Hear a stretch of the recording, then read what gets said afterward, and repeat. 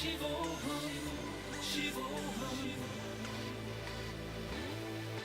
I'm looking at my troubles face to face. Been given the power of creating a space. I think Om Shivoham. I say Om Shivoham. There's something I just can't deny. I close my eyes and I feel like I'm about to fly. I think Om Shivoham. I feel Om Shivoham. Been lost in the mind, spent so much time, but I don't care, I just wanna share the feeling. Om Shivoham. The fire Om Shivoham. The heart lines I've drawn dissolve around me, and now I can be free. Nithyananda, Nithyananda, I am eternal bliss, I am formless. Shivoham, Shivoham, causeless of spaciousness, we are in oneness. Shivoham, Shivoham, Shivoham, Shivoham, Nithyanandaham, Nithyanandaham, Advaita Satyam, Nithyanandaham, Nithyanandaham, Shivoham, Shivoham. I've been looking everywhere, but finally I realize it's always been inside of me. I hear Om Shivoham, I see Om Shivoham. Life passes by in the blink of an eye, but now I know I'm not afraid to die. I feel Om Shivoham, can't help but feel Om Shivoham. Being lost in the mind, spent so much time, but I don't care, I just wanna share the feeling. Om Shivoham. The fire Om Shivoham.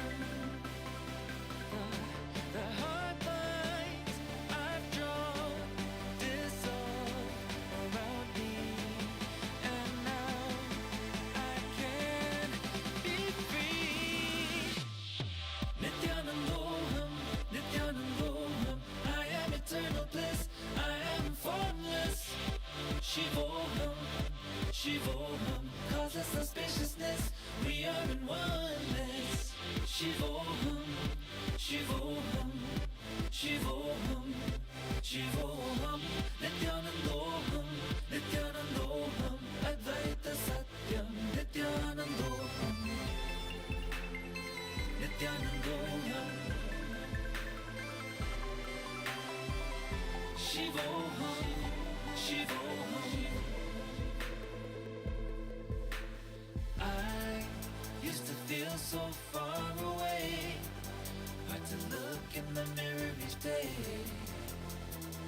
Oh, but no more. Whoa, I feel you, and every time I turn away, something pulls me back to stay. With you, with you. Nithyanandaham, Nithyanandaham, I am eternal bliss, I am formless. Shivoham, Shivoham, causeless of spaciousness, we are in oneness. Shivoham, Shivoham, Shivoham, Shivoham, Nithyanandaham, Nithyanandaham, Advaita Satyam, Nithyanandaham, Nithyanandaham, Shivoham, Shivoham.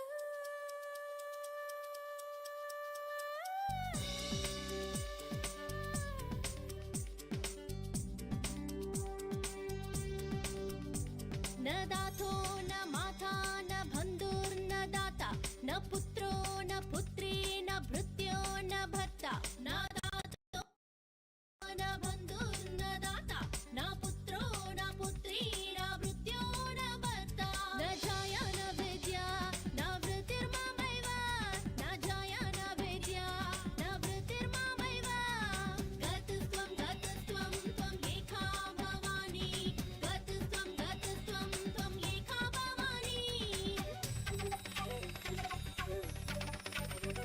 भवाब्धवा पारे महादुःखभीरो पपात प्रकामी प्रलोभी प्रमत्तः भवाब्धवा पारे महादुःखभीरो पपात प्रकामी प्रलोभी प्रमत्तः कुशं शरपाश प्रबद्ध सदाहं कुशं शरपाश प्रबद्ध सदाहं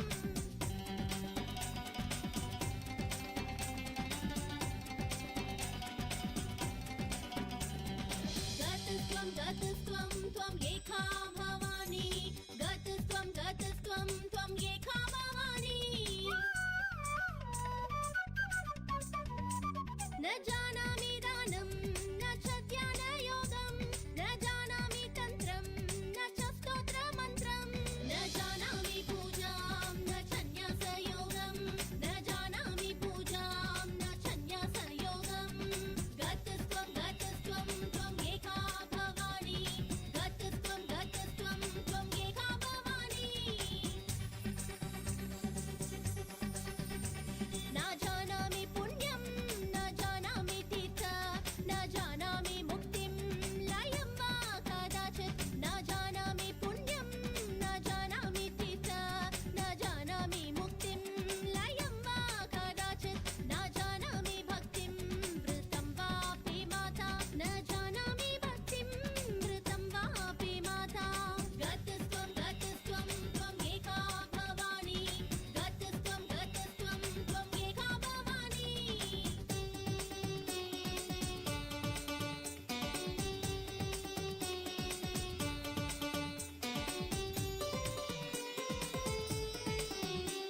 कुकर्मी कुसंगी कुबुद्धि कुदासः कुकर्मी कुसंगी कुबुद्धि कुदासः कुलाचारहीनः कदाचारलीनः कुलाचारहीनः कदाचारलीनः कुदृष्टि कुवाक्य प्रबन्ध सदाहं कुदृष्टि कुवाक्य प्रबन्ध सदाहं गतस्त्वं त्वं एका भवानी गतस्त्वं त्वं एका भवानी गतस्त्वं त्वं एका भवानी गतस्त्वं त्वं एका भवानी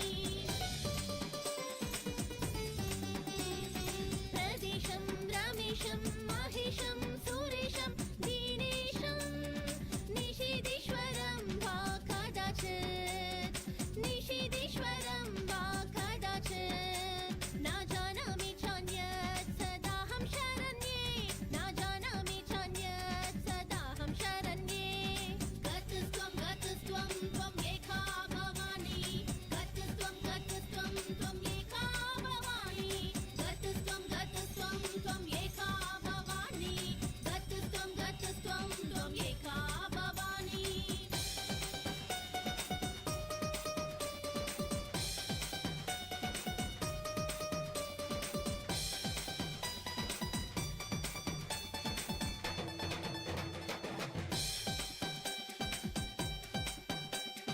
विवादे विषादे प्रमादे प्रवासे जले च अनले पर्वते शत्रुमध्ये अरण्ये शरण्ये सदा मां प्रपहि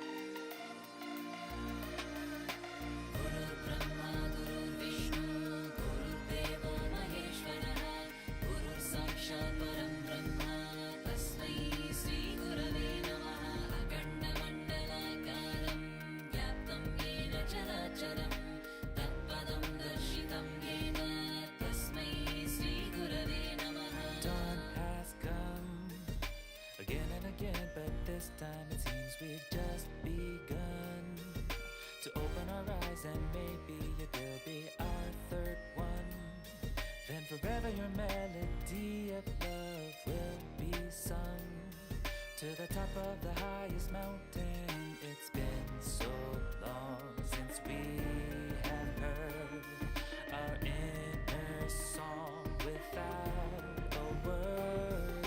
For us, you are a blessed way, a radiant star to light the way. So wonderful, I can't take my eyes off you. Never wanna take my eyes off you. You are my life, you are my world. So beautiful, don't wanna breathe without you. Don't even wanna live without you. We'll be as one in unison all over the world, world, world, all over the world, world, world, all over the world, world, world, all over the world, world, world. Nithyananda all over the world, lifting us all over the world. Nithyananda all over the world, awaken us all over the world, the world.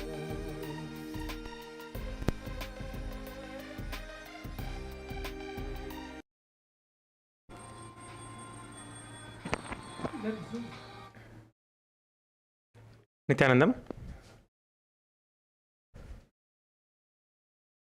Requesting everyone to please be seated with your head, neck and spine in a straight line. It is time for us to begin the Nithyananda Yoga.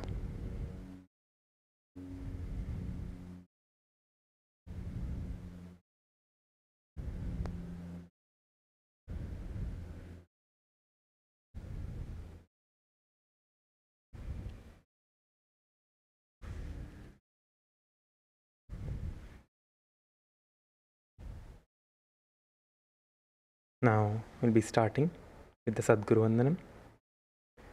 Please sit straight with your head, neck and spine in a straight line.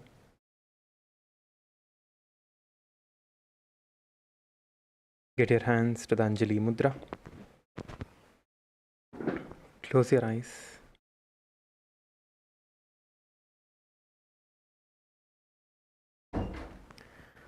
Nithyanandam Paramasukhadam Kevalam Jnanamurtim Dvandvatitam Gagana Sadrusham Tattvamasyadhilaksham Ekam Nityam Vimalamachalam Sarvadhi Sakshibhutam Bhavatitam Trigunarahitam Sadgurum Tam Namami. Let us now chant the Shiva Mula mantra internally 11 times. Om Ham Haum Shivaya Namaha. Om Ham Haum Shivaya Namaha. Om Ham Haum Shivaya Namaha. Om Ham Haum Shivaya Namaha. Om Ham Haum Shivaya Namaha. Om Ham Haum Shivaya Namaha. Om Ham Haum Shivaya Namaha. Om Ham Haum Shivaya Namaha. Om Ham Haum Shivaya Namaha. Om Ham Haum Shivaya Namaha. Om Ham Haum Shivaya Namaha. Now, let us begin the Tvachamanam. Please take the Uttarini of water with your right hand, with your left hand. Now get your right hand into the Gokarna Mudra with your index finger bent towards the center of your palm. Then take one Uddharani of water into the right hand. Uddharani is the spoon. So take 1 spoon of water into the center of your palm and sip the water along with the mantra. Om Atma Tattvam Shodayami Swadha. Now take another Uddharani of water. Om Vidya Tattvam Shodayami Swadha. Now take another Uddharani of water.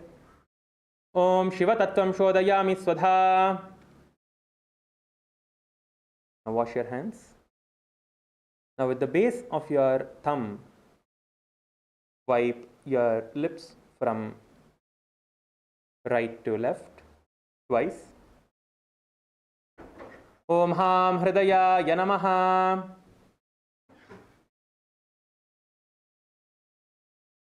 Now with the index, middle and ring finger touch above the upper lip and below the lower lip, and then wash your hands. Now with the index and thumbs joined together, touch your right nostril, left nostril. With your ring finger and the thumb joined together, touch your right eye, left eye, right ear and the left ear. Now again wash your hand. With your little finger and thumb joined together, touch the navel center, right chest, left chest. With all the fingertips joined together, touch above the head, right shoulder, left shoulder and then the heart center.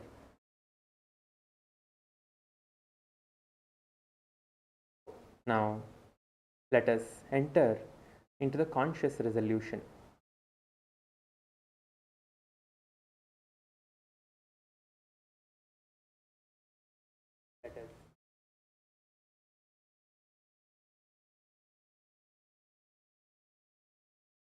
Now look inside yourself, look within yourself. What you want to manifest? What is it that you truly want to manifest from the Nithyananda Yoga today? Yoga is for you to experience the direct union with Paramashiva. So whatever you create as a sankalpa now is going to manifest for you. So hold the strong sankalpa of what you want to manifest. What you want to manifest through the Nithyananda Yoga. It can be your health, your fitness, that you want to become strong, you want to become more powerful. It can be anything.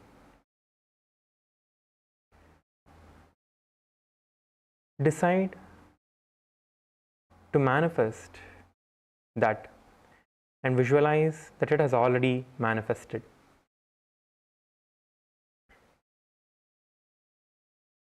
Hold that strong intention.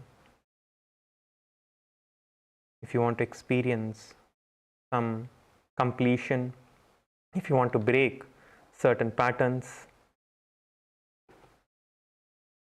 what is it that you truly want to manifest?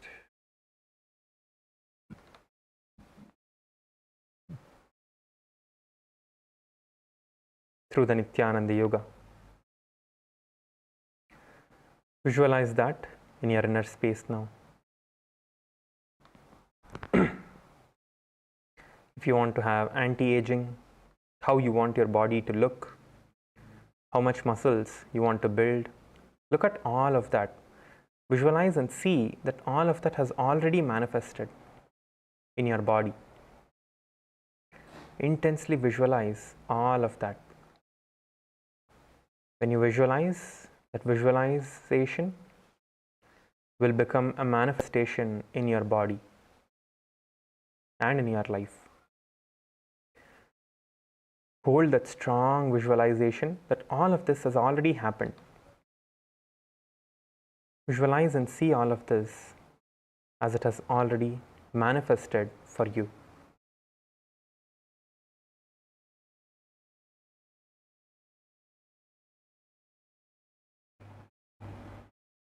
Now, with this, we'll be entering into the Sankalpa.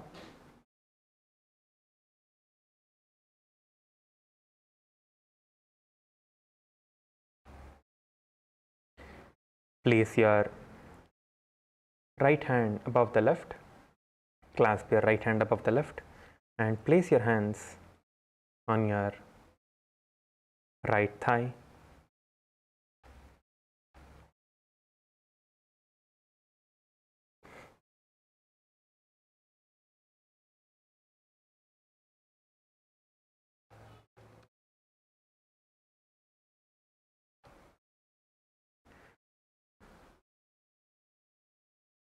Intensely, as you're holding the visualization, we will now be entering into the Sankalpa.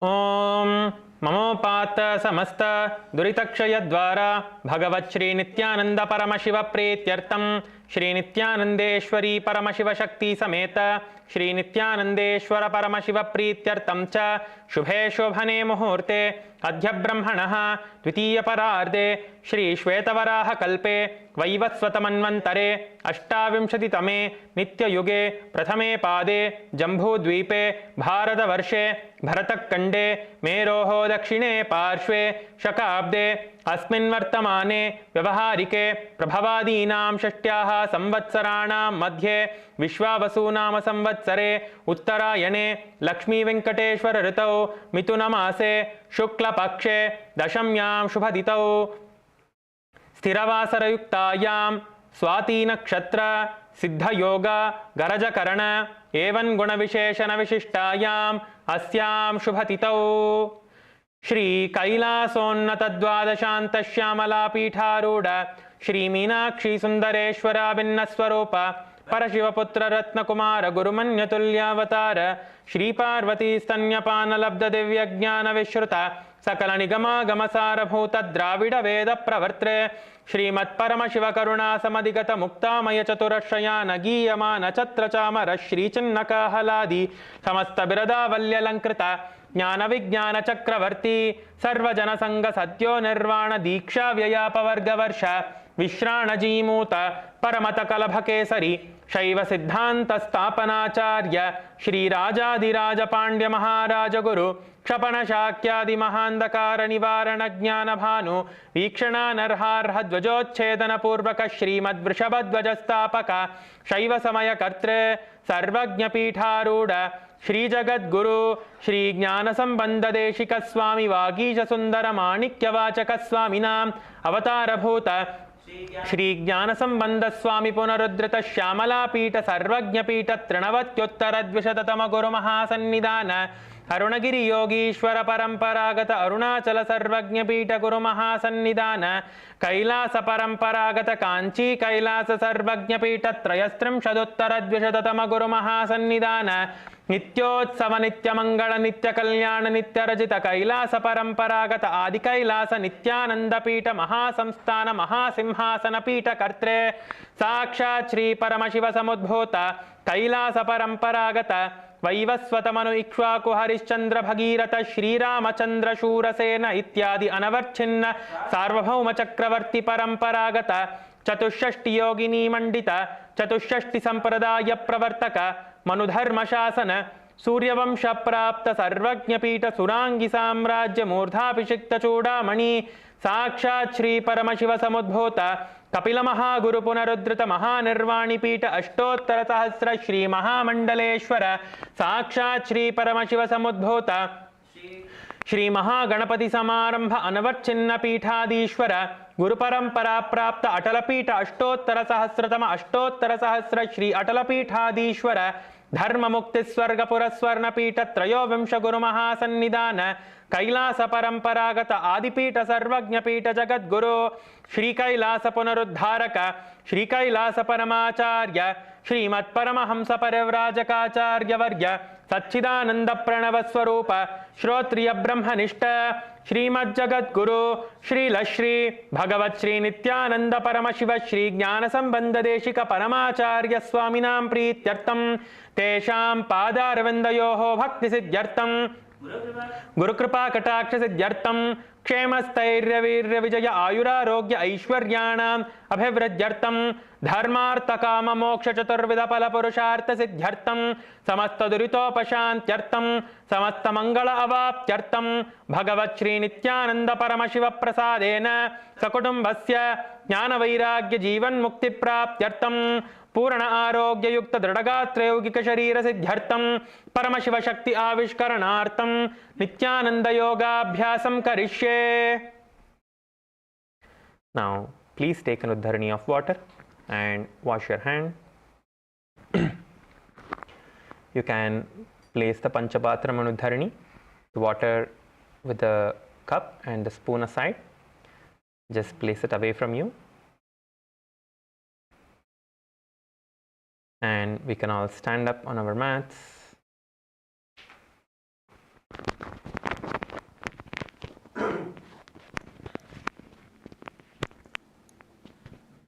Please stand up on your mats. Requesting all of you to please stand up on your mats.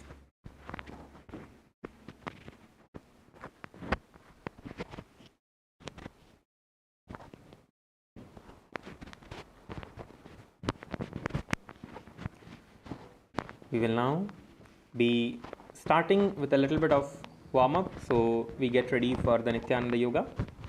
First, let's start by rotating our heads.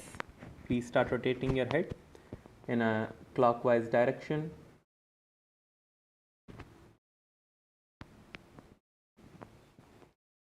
Be slow. Slowly rotate your heads. Slowly move your head around. You can leave your hands either by the sides of your thighs or by the sides of your hips. You can just place your hands aside. Leave your hands loose. And slowly rotate your head. Then you can rotate it in the anti-clock direction, anti-clockwise.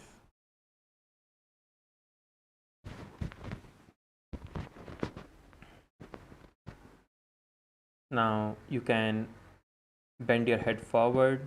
You can use slight push from your hands. You can use gentle pressure from your hands to move your head a little bit forward and also back. Move your head forward and backward a little bit, giving yourself a slight push and a stretch. Now tilt your head from side to side.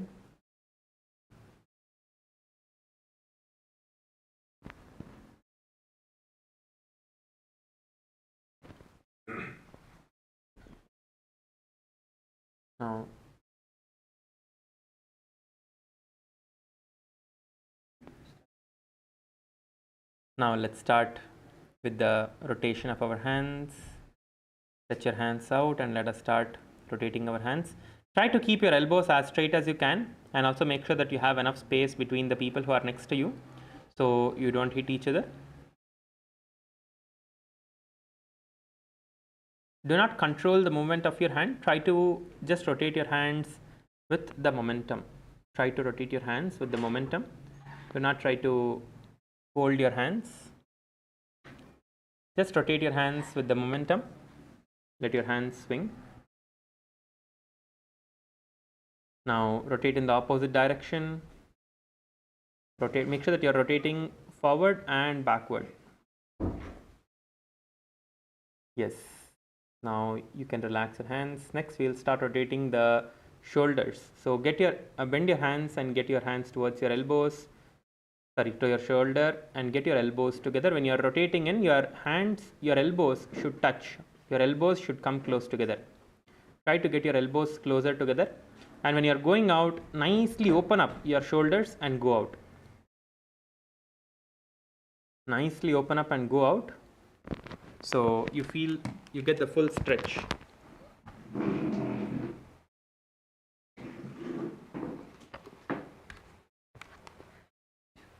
You can change the direction.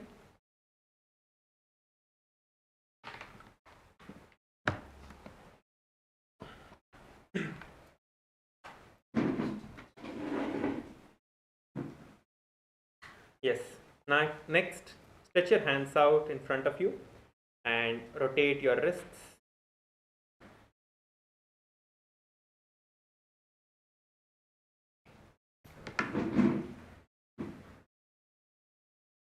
Rotate your wrists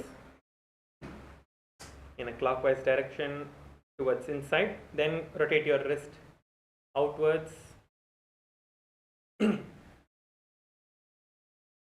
Yes.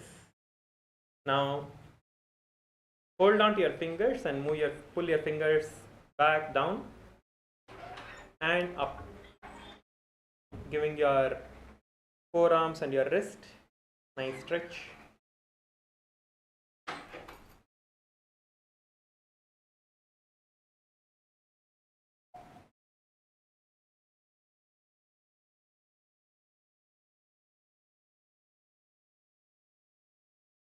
Yes. Next, let us start swinging from side to side. Just start moving your hands around and swing from side to side. When you are swinging, your head as well should turn, not just your hands. Leave your head loose, so when your body is turning right and left, your hands are also turning. Leave your hands loose. Leave your hands loose by the sides of your hip. It should just move with the momentum. Do not try to hold your hands up.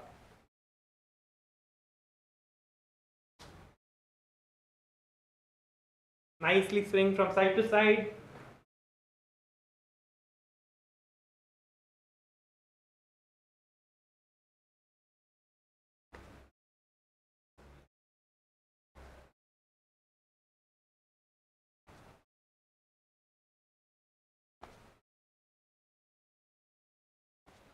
Yes. Now let's bend forward and down. Now you can bend forward and down. You can have a little bit gap between your legs. Have a slight gap between your feet. Have a slight gap between your feet and bend forward and down. Try to get your hands behind your feet. Means in between the gap in your legs, and take it all the way back. Try to get your hands in between the gap of your legs and take your hands all the way behind you. If you can't reach down, just try to go down towards your knees. Just try to go down to your knees. That is also good. But you need to try and go behind yourself, behind your legs. Try to bend and go back.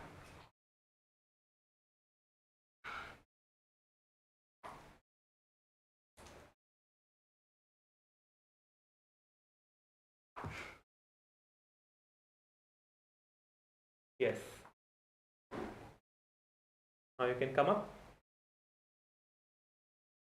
Now interlock your hands and take them all the way up above your head. Take your hands up all the way above your head and pull yourself up. Visualize that you are trying to reach the sky. Visualize that you are trying to reach the top of the roof. So stretch your body nicely. You don't have to jump up, just move your body up. As you are standing, just try to pull yourself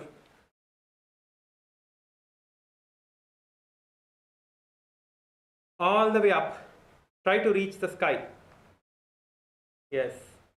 Now bend towards your left. As you are there, just bend towards your left. And then towards the right. Let's bend a couple of times. Stretch your body towards the right and then towards the left.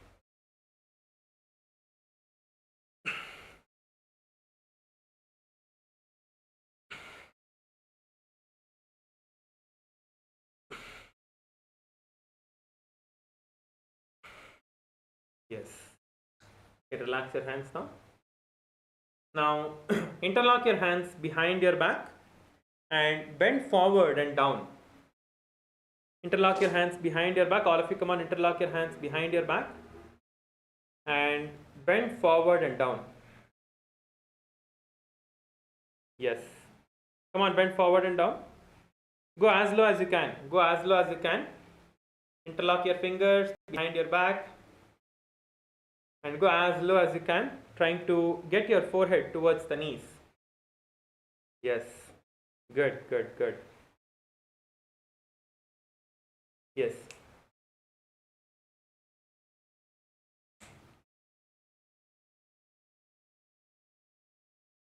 Next, you can all get up, you can all relax now.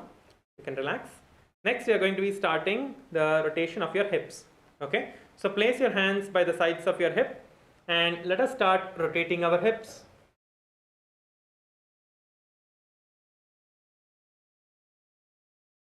In the clockwise direction and then anti-clockwise. Rotate your hips in both the directions.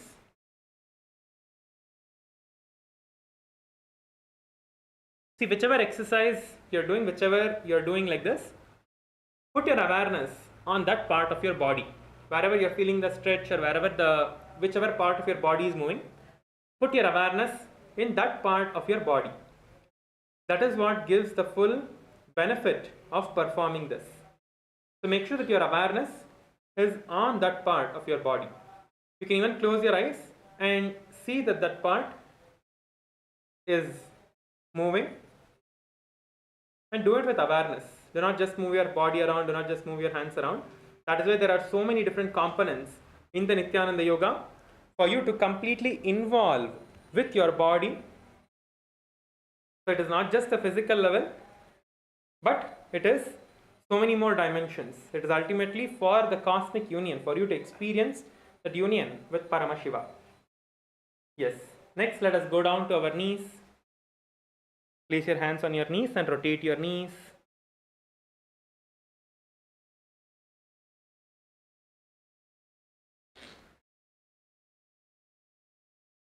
Then we can go down to the ankles. Yes, you can rotate your knees anti-clockwise and then we can go down to the ankles. Lift one leg up and rotate your ankles clockwise.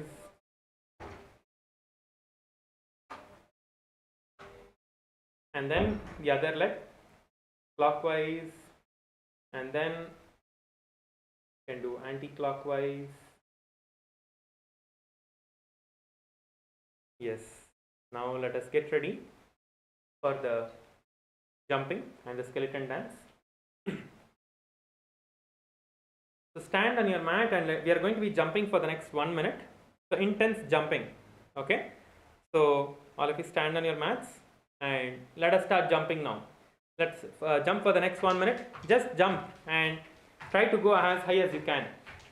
Just try to jump as high as you can. Try to reach up as high as you can. Come on, jump, jump, jump, everyone jump. Try to jump up. Try to jump as high as you can.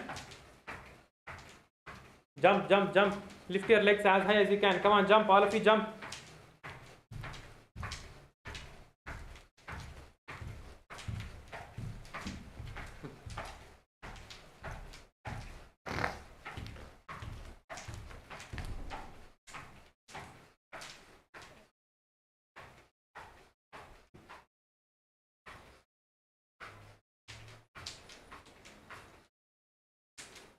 Yes. You can relax now. Now walk front and back on your mats. Just walk front and back on your yoga mats and just catch your breath.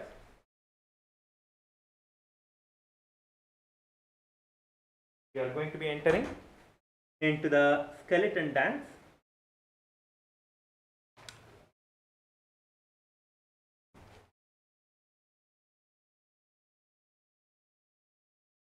So skeleton dance is where you're going to be moving your body chaotically all around, but staying on your yoga mats. As we have the 7 chakras in our body, from the base of your spine till the crown of your head, you also have various different chakras at different parts of your body, at different joints, like in your elbows, in your knees, in your wrists, in your fingers. So there are different joints of your body and different parts of your body. You have other major chakras as well. So to activate them, we are doing the skeleton dance. So skeleton dance activates all of those minor chakras that are there throughout your entire body and giving you that higher states of consciousness. Okay, so as you are standing now, close your eyes and visualize yourself as pure skeleton. This is the most important part in this whole skeleton dance, which is visualizing yourself as a skeleton. Do not keep your eyes open, keep your eyes closed throughout this. Make sure that you have enough distance between yourself and the people who are next to you. If you need to move aside a little bit, you can adjust yourself so you don't hurt another person who is next to you. So you can just move forward and back a little bit, so you guys can adjust yourself a little bit. Just make sure that you have enough space between each other. Now let us start moving our body. Start moving your hands, start moving your legs, start moving your head, start moving your neck, move your legs, move your entire body. Start moving your entire body intensely. Be intense in the movement. Let us start now. Let us start moving our body intensely. Come on, all of you start moving.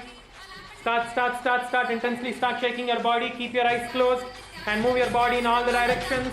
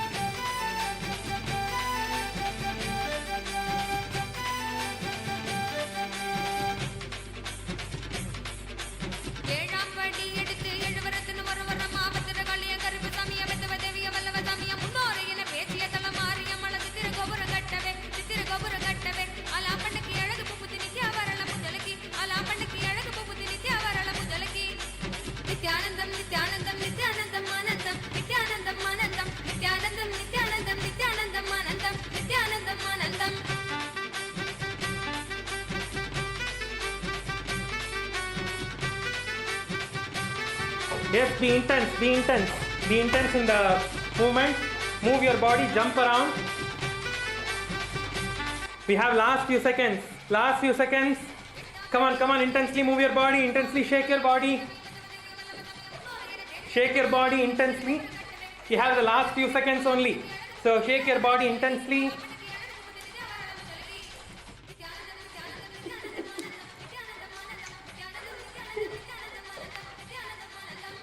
Yes, intensely move your body. Yes, now you can come to a standstill. Just stand on your body mats. Do not move your body around. Do not adjust your mat now. You can adjust your mat after some time. So just stand still and feel that energy moving throughout your entire body. Feel all the parts of your body pulsating with that intense energy coursing through your entire body. Leave your fingertips loose. Do not lock your hands. Just let your hands be by the side. Inhale and exhale deeply. When you inhale, see that the breath that is going inside you is going down all the way towards your knees. And when you exhale, exhale completely and empty yourself entirely. Empty your lungs completely and exhale. And repeat this again. Inhale deeply. And exhale deeply.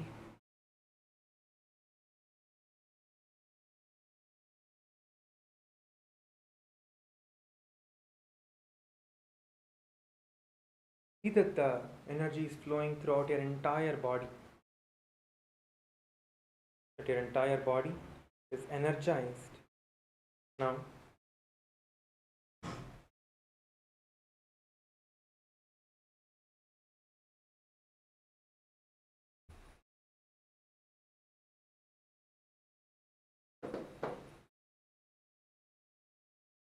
Now you can be seated on the mat. You can settle down and be seated on the mat.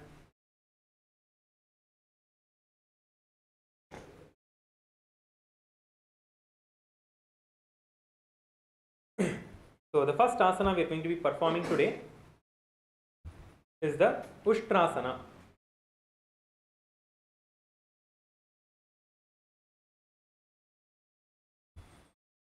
So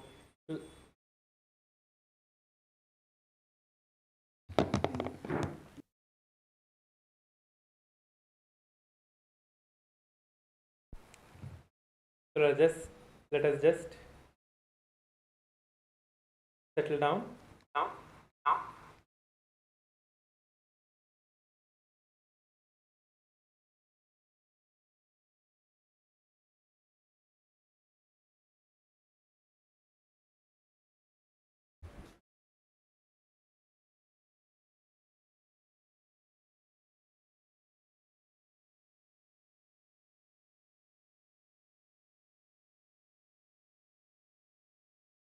Yes. Now let us enter into the Ushtrasana. So first step is to lie down on your stomach. All of you please go onto your stomach and lie down on your stomach.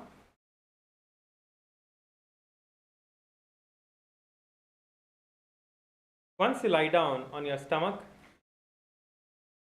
bend your knees, bend your feet and get it close towards your buttocks, and hold your feet with both your hands. And once you hold your feet, press your feet towards the ground. Press your feet towards the ground once you hold your feet with your hands.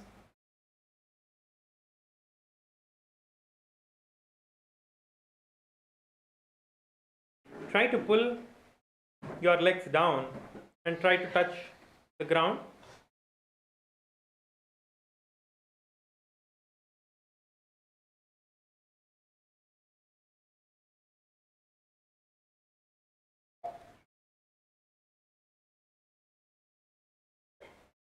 You can try to get one side towards the ground. If you are not able to get both the sides towards the ground, you can do one side at a time. Try to press one leg at a time towards the ground. Even if you are not able to do both, just press one leg towards the ground at a time.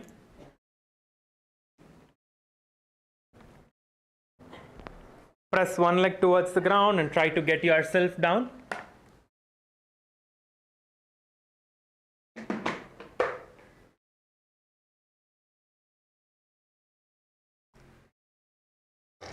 Nicely feel the stretch in your thighs and in your hip joints.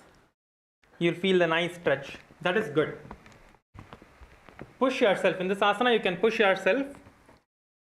This is an asana that you can easily push yourself to go a little bit more down. Yes.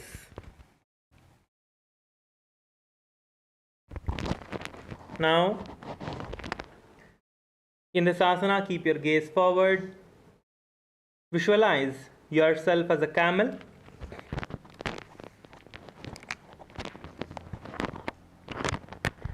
Perform the Sahaja Kumbhaka. Sahaja Kumbhaka is inhaling and exhaling from your nose.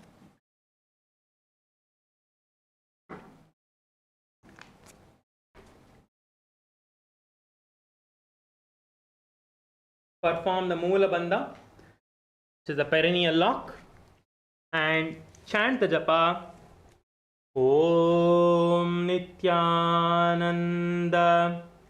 Mahasadaशिवोऽहम्.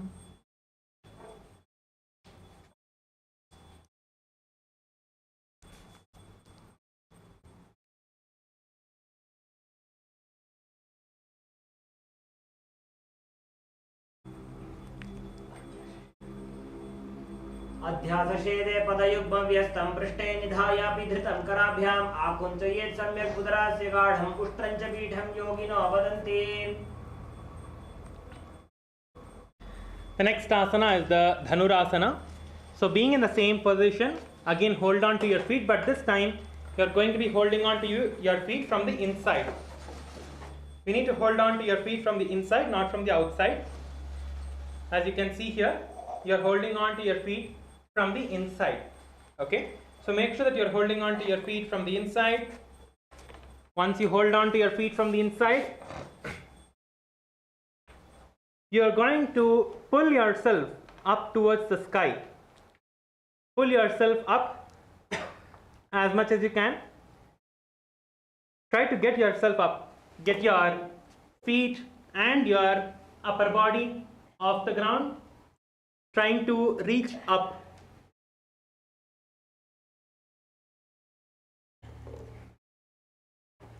Try to pull your body as high as you can.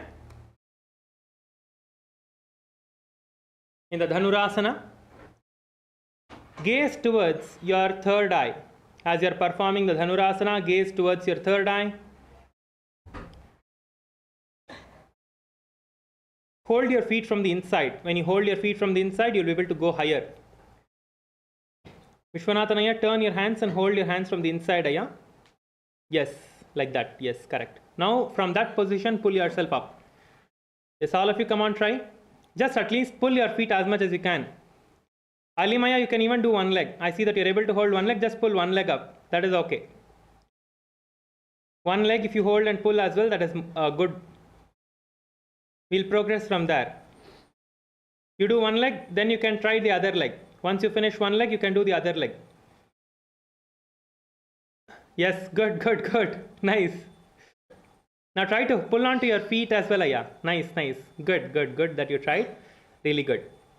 Yes. In this asana, gaze towards your third eye. Visualize yourself as Paramashiva's bow. The Pinaka bow, visualize yourself as Paramashiva's bow. Perform the Sahaja Kumbhaka, Moola Bandha, and chant the japa Om Nithyananda Mahasada-shivoham. प्रसार्यपादौ भुवि दण्डरूपौ करौ च पृष्ठे धृतपादयुग्मं कृत्वा धनुस्तुल्यविवर्तिताङ्गं निगद्य योगी धनुरासनं तत्.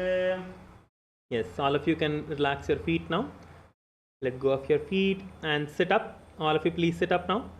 Get up and sit on your knees. Sit on top of your knees. All of you, get onto your knees and sit on your knees now. Place your hands on top of your knees.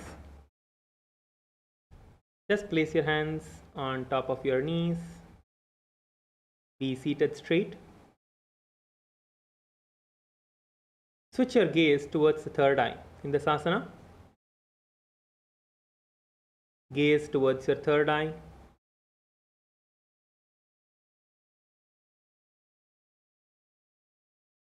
Visualize Swamiji in your inner space. We are performing the Bhagasana now.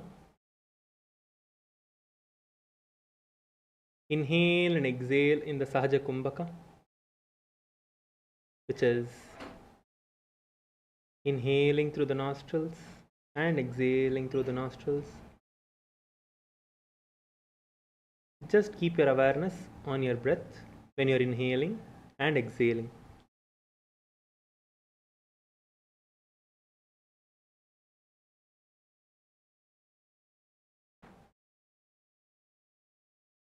Now perform the Moola Bandha, and we are going to be switching the japa now and chanting Om Nithyananda Paramashivoham.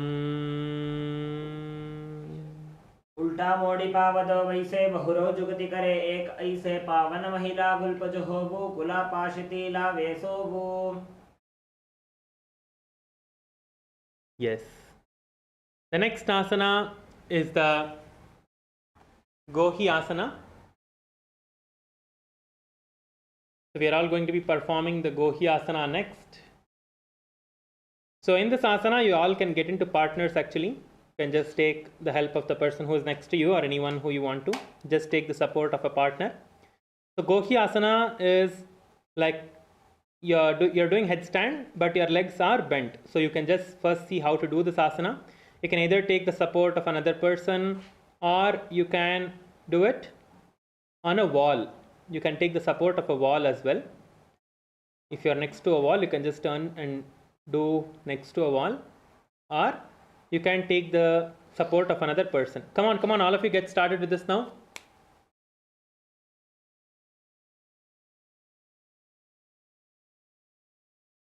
Yes, come on, let us all perform this asana. See, the first important thing is, yes, all of you just look at the screen. First, hold your hand together like this, and place your hands on the ground, your elbows on the ground, and then stretch your hands out in front of you, interlock your fingers and place it on the ground, and then place your head right behind your interlocked fingers. And once you are in this position, you are going to slowly lift your knees off the ground and walk forward and lift one leg off the ground and the other leg. And the partner can help. Just hold your back so you don't fall down. Your legs are bent in this asana. In this asana, you are not stretching your legs out yet. Your legs are not stretched out in this asana yet. Your legs are bent. Your knees are towards your chest. Your knees are closer to your chest. Get your knees closer to your chest.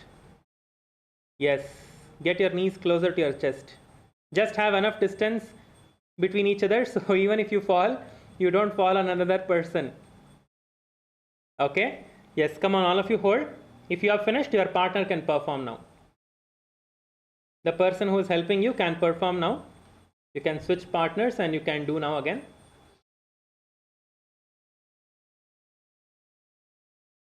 If you're doing with partners, you can switch your partners and the other person can do now.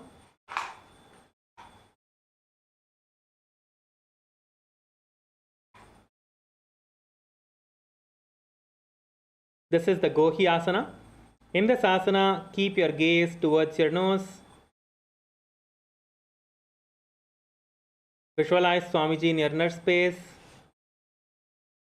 Perform the Sahaja Kumbhaka. Inhale and exhale comfortably. When you lock yourself into the Moola Bandha, whenever you lock yourself into the Moola Bandha, your balance becomes stronger. See, I see in the female side, you are trying to lift another person up. You don't have to lift another person. It's best for the other person to push themselves up and you support them. Yes. Ma, you. Yes, correct. So try to just hold the other person when they are lifting up, right? So they can balance. You don't have to lift them up. You can hold them up and try to help them to balance. They need to push by themselves. It is best if they are pushing by themselves. You can give them a slight push and hold them when they are trying to lift up. When they are trying to lift up, just hold them. Hold them from the back and hold their legs. Hold their legs also. Hold their legs also and just help them to balance that. Yes, that is good. That is good. Yes, come on, all of you try. I still see that many of you have not tried. If you need to use the support of a wall, you can go to the support of a wall as well. Nice. In this asana, keep your gaze towards the third eye. Continue to visualize Swamiji in your inner space. Perform the Sahaja Kumbhaka. Come on, all of you get into the asana now. Lock yourself into the Moola Bandha and chant the japa Om Nithyananda Paramashivoham. दो वो हाथ की कहुनी जो जी पुनिह कलाई जाने दो जी पिष्टि अंगुरिया की पुन जानो ए सब ले भू ऊपर ठानो. Yes. Now those of you who are in headstand, you can just straighten your legs up. Who are already in Gohyasana, just straighten your legs up into the Shirasasana. Now we are performing the Shirasasana. If you are already upside down, then you can just straighten your legs up.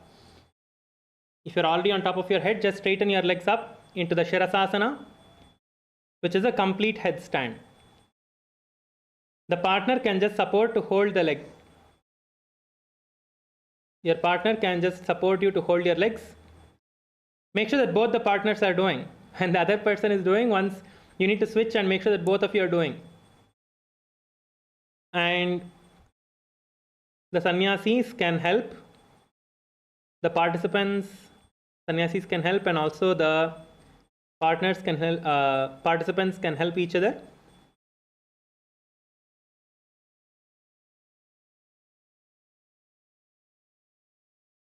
All of you hold in this asana now. If you are done, you can let your partner do as well.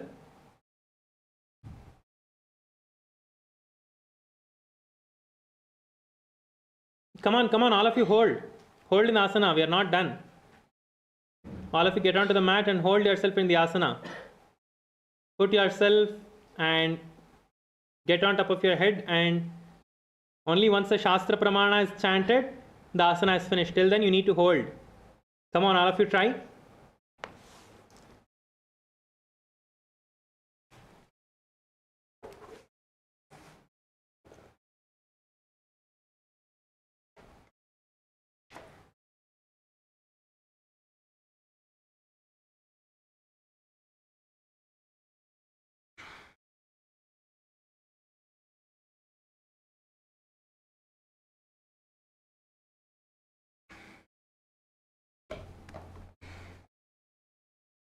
Yes. In this asana as well, keep your gaze towards the third nose. Keep your gaze towards the nose in this asana. Visualize Swamiji in your inner space. Continue to perform the Sahaja Kumbhaka, Moola Bandha, and chant the japa Om Nithyananda Paramashivoham. विपरीतं मण्डलं च द्विधैव विदितं हिनः दण्डासनं द्विधा प्रोक्तं विपरीतोपवेशने. Yes. Now all of you can relax. Please relax and be seated on your mats and just rotate your heads to give yourself a little relaxation. Relax your neck a little bit. Just rotate your head a little bit to relax your head.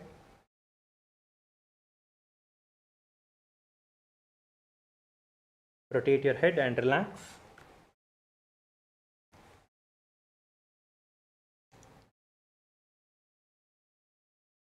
Yes. Now we are going to be entering into the next asana. So the next asana is the Phodyasana. So first you can see how to do the Phodyasana. So in the Phodyasana, you are going to be having your legs stretched out in front of you, and you are going to be lifting your legs and getting them towards your forehead. Your knees are going to come towards your forehead and your legs are stretched all the way up in front of you.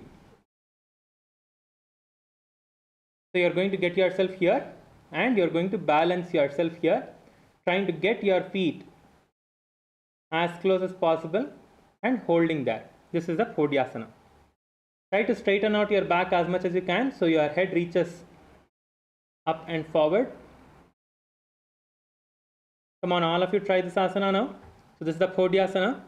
So I see some people are fully lying down on your back. You are not on your back. You are, see, if you are not able to get your legs all the way up towards your forehead, you can hold. You can hold your legs in this position or how much ever you can and just stay there. Just lift your legs up. You can support your legs using your hands and just stay there. Don't go onto your back. I see that many of the people are going on your back. You are not on your back in this asana. You are just sitting. You are in the sitting position with your legs raised up and trying to get your legs towards your forehead.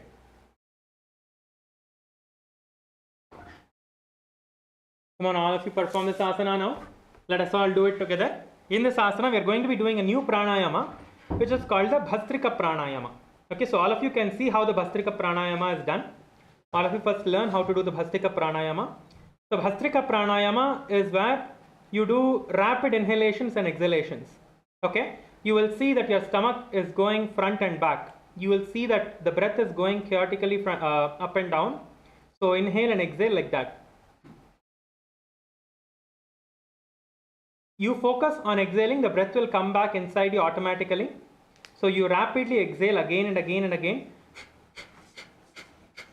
making that sound, right? You get, when you exhale forcefully, you get that sound. So make sure that you are exhaling forcefully in this asana again and again and allowing the breath to come back by itself. If you just exhale, the breath will automatically come back inside.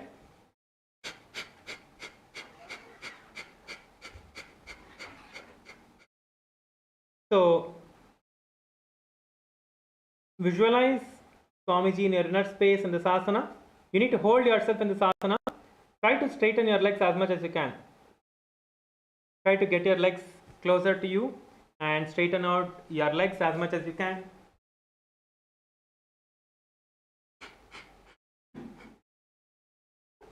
Hold yourself in this asana, visualizing Swamiji in your inner space, continuing to perform the Bhastrika Kumbhaka, Moola Bandha, and chant the japa Om Nithyananda Paramashivoham. दो हाथ पग बाहर आने, गोड़ा तरे काकसी ठाने, अंगुष्ठ पिंडली लगता धरे, चरण उभे आकाश दिशी करे.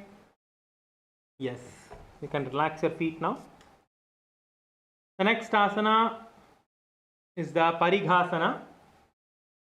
So in the Parighasana, you are going to be seated on the mat with your legs raised up and your hands behind on your shoulder.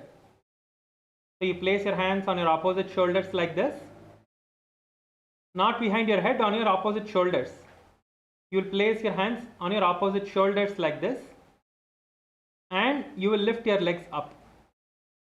Okay, so try to get your hands to your opposite shoulder and lift your legs up now. Lean back, lift your leg up. You are going to be holding yourself up using the strength of your core muscles.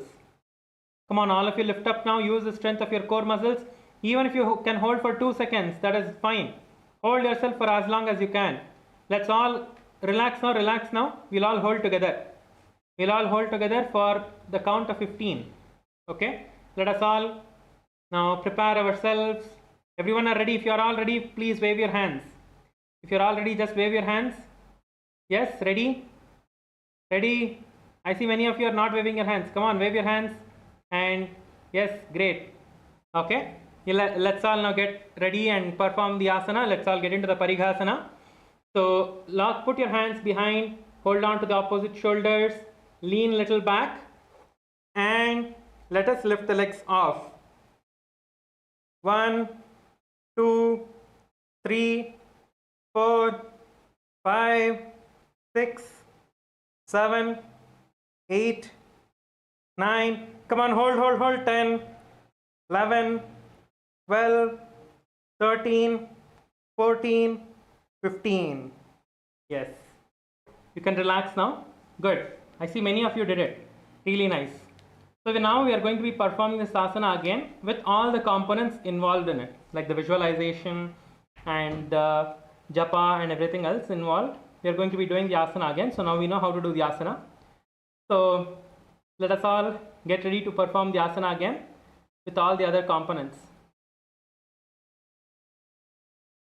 So in this asana, you are going to be gazing towards your third eye, visualizing a maze.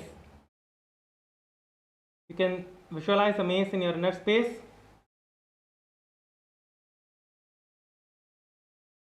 Visualize maze in your inner space. As you can see on the screen, it is the Gadha. Visualize a maze in your inner space. Perform the Bhastrika Kumbhaka, Moola Bandha. Come on, all of you, lift up into the asana and chant the japa Om Nithyananda Paramashivoham. उत्तानं शयनं कृत्वा पादौ मिलित्वा प्रसाद्य नितम्बं भूमौ स्पृष्ट्वा हस्ताभ्यां कन्धरां बद्ध्वा कुम्भकं कृत्वा तिष्ठेत् परिघासनं भवति. Yes, all of you can relax now. Relax your feet. Relax your feet. Yes. How many of you felt the burning sensation in your stomach, in your core muscles? Raise your hands. How many of you felt the burning sensation in your core muscles? Just raise your hands. Let's see how many of you did it properly. If you felt any burning sensation in your core muscles, just show your hands. Okay. Some of you didn't feel. Okay, good. Nice. Okay, so this asana will also help you to stabilize your body. So if you have any kind of a pain in your back, or if you are having other kinds of stability issues, when you perform this asana, it will strengthen your entire core muscles. your stomach, and it will strengthen all the muscles, which will help you to bring more stability to your body. Okay. So next we are going to be performing the Naukasana. Okay. So the Naukasana, when you are doing the Naukasana, you are going to be having your hands on the ground if you want to, or you can have the hands by the sides as well. So this is the Naukasana. You can either have the hands by the sides on the ground, or you can lift the hands up and just place them next to your feet like this. So placing your hands on the ground is a little bit easier variation, but if you want a little bit support, you can do that. And if you are able to do it, just place your hands next to your feet, next to your legs. Okay. So in this asana, you are going to be gazing towards your third eye, visualizing yourself as a boat. We are going to be performing the Bhastrika Kumbhaka in this asana as well. Performing the Moola Bandha. Come on, let us all get into the asana now. Requesting all the participants to please lift your legs up, get into the asana. Let us all perform the asana now and chant the japa Om Nithyananda Paramashivoham. Come on, hold in the asana. उत्तानशयनं कूर्पराभ्यां भूमिं वष्टभ्यः हस्तो नितम्बं निधाय शिरऊरोजङ्घापादान् दण्डवद्धारयेत् नौकासनं भवति. Yes, good. All of you can just relax your body a little bit. We are next going to be performing the Rudrasana. The next asana we are going to be performing is the Rudrasana. Okay, so now just sit with your legs folded for a few moments and relax your core muscles a little bit.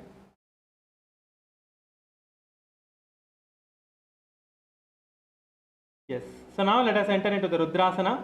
So in the Rudrasana, you need to first get your feet together like this. First get your feet together. Get your feet together and place your feet in front of you. Once you get your feet together, you are going to hold your feet with both your hands. Hold your feet with both your hands and lift your feet up towards your face and get it right below your chin. Try to get your feet below your chin in the asana. Pull your feet and get it below your chin, as you can see on the screen. Try to get your toes below your chin. Come on, pull as much as you can.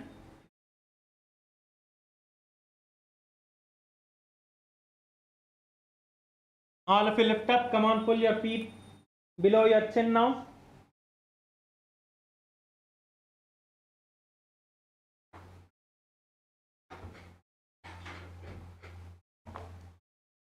Yes, I see some of you are holding, some of you are not holding.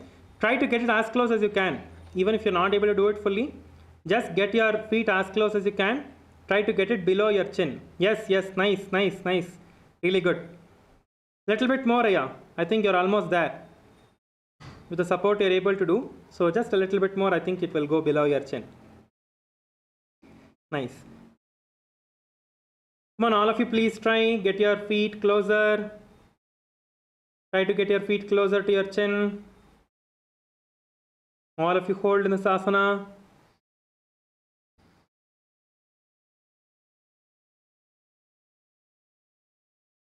Yes, in this asana, you're going to be keeping your gaze towards your nose. Visualize yourself as Lord Rudra, one of the powerful forms of Paramashiva, Rudra. Visualize yourself as Lord Rudra. Continue to perform the Bhastrika Kumbhaka in this asana. In this asana as well, we have the Bhastrika Kumbhaka along with the Moola Bandha, and chant the japa Om Nithyananda Paramashivoham.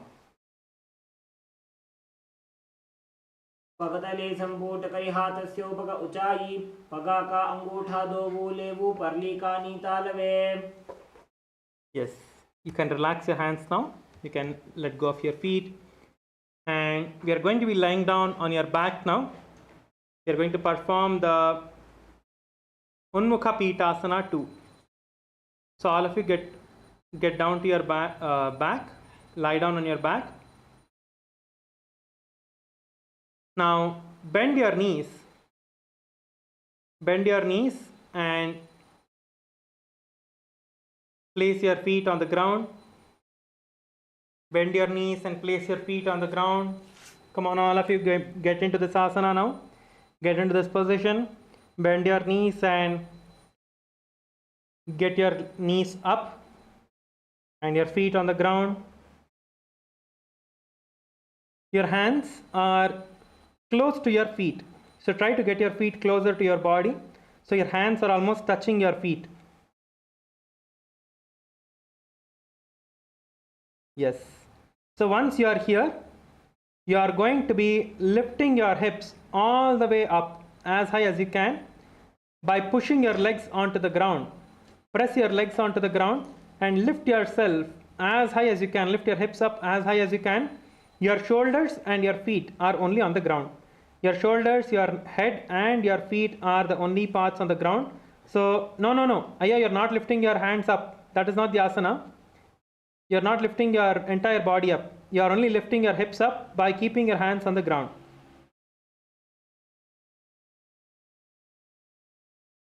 Yes, just lift your hips up. That is a different asana. Yeah, what you did is a different asana. We'll be coming to that in the DVK. In the Dvitiya Vinyasa Krama, we'll be doing that in the upcoming days. Nice to see that you were able to do that asana though. Come on, let us all lift our hips up and hold. In this asana, you're going to keep your gaze towards the nose. Visualize Swamiji in your inner space. Perform the Sahaja Kumbhaka, which is inhaling and exhaling through your nose. And lock your chin to the chest in this asana. If you lift your hips up itself, your chin will automatically touch your chest. Hold yourself there. Let us all perform this asana now. Come on, all of you get up and lift your hips up. Get your hips up towards the sky. Come on, lift up. Let us all do it together now. Let us all do it together. Lift your hips up on the count of 3, 2, 1. Lift. Let us all hold up now. Lift yourself up here. Chanting the japa Om Nithyananda Paramashivoham. ऊर्ध्वे च जानुनी कृत्वा शवित्वोर्ध्वमुखं तथा उत्थाप्य हस्तौ तिष्ठेत्तु पीठ उन्मुखनामके. Yes, now you can come down and you can stretch your legs out. This is the 108th asana, the Shavasana. We are in the 108th asana today, which is a Shavasana. So please lie down on the ground and completely stretch your legs out and relax your body. Place your hands by the sides of your hips with your palms facing up. Close your eyes. Relax your entire body. Relax your legs. Relax your neck, your hands, your knees, your thighs. Completely relax all the parts of your body. Wherever you see the tension, wherever you feel there is some kind of a stress, just put some awareness on the body, on that part of your body, and see that it is getting healed.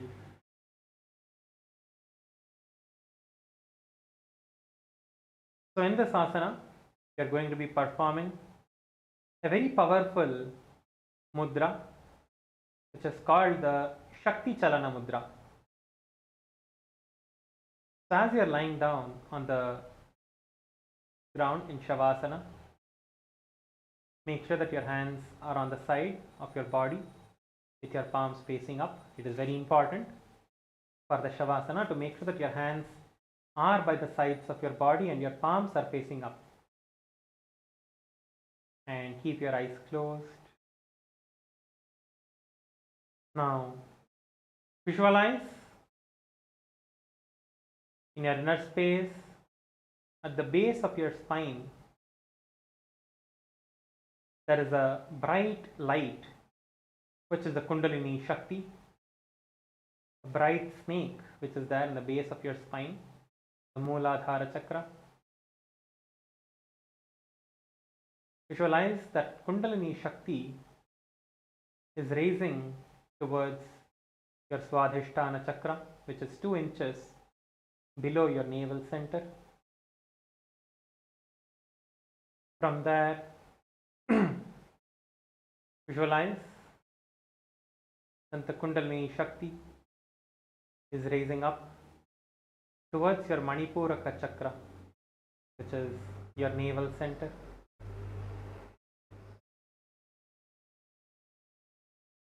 From there, visualize that the Kundalini Shakti is raising higher and towards your Anahata Chakra, your heart center.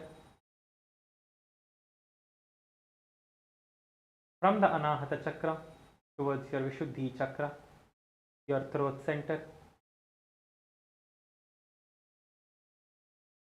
From the Vishuddhi Chakra towards your Agnya Chakra, which is your third eye, which is the brow center, and then all the way up towards the crown of your head, Sahasrara Chakra, and that you are being engulfed and experiencing that complete oneness with Swamiji.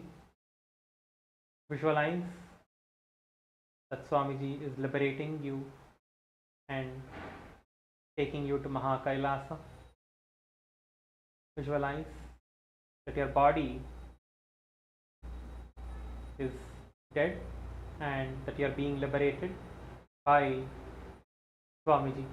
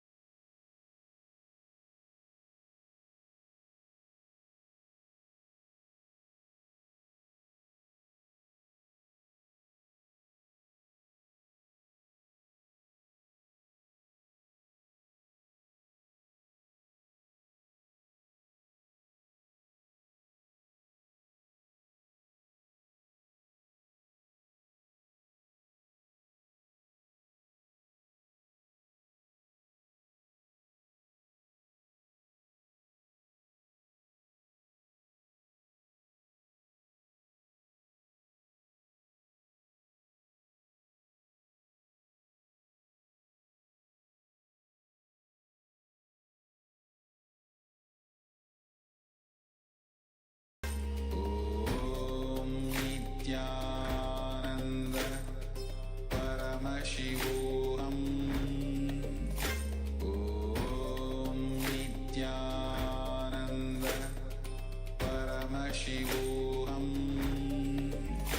Om Nithyananda Paramashivoham Om Nithyananda Paramashivoham Om Nithyananda Paramashivoham Om Nithyananda Paramashivoham Om Nithyananda Paramashivoham Om Nithyananda Paramashivoham Om Nithyananda Paramashivoham Om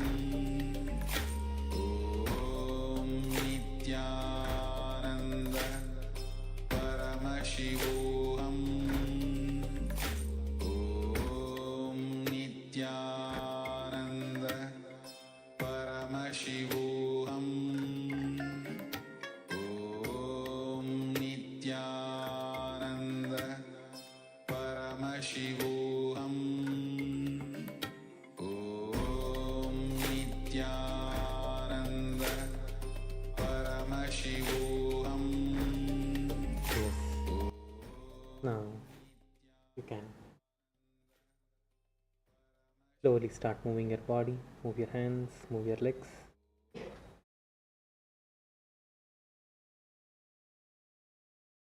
Bend your knees towards your chest and pull your knees close to your chest and move from side to side. And you can be seated up. Please be seated up. We are now going to be entering into the Dvitiya Vinyasa Krama. So all of us successfully have performed the Prathama Vinyasa Krama. Nice. So now let us enter into the Dvitiya Vinyasa Krama, which is the 308 asana sequence. So we are going to be performing the next set of 200 asanas more, and then we'll be entering into the Tritiya Vinyasa Krama. So now we are going to be performing the Dvitiya Vinyasa Krama. So the first asana in the Dvitiya Vinyasa Krama is the Yathasanishtasana. So Yathasanishtasana, you're going to be sitting with your legs crossed in a comfortable position. It is not that you have to just sit with your legs crossed. Whichever is the most comfortable position for you, that is what is Yathasanishtasana. If you want to have your legs stretched out, if you want to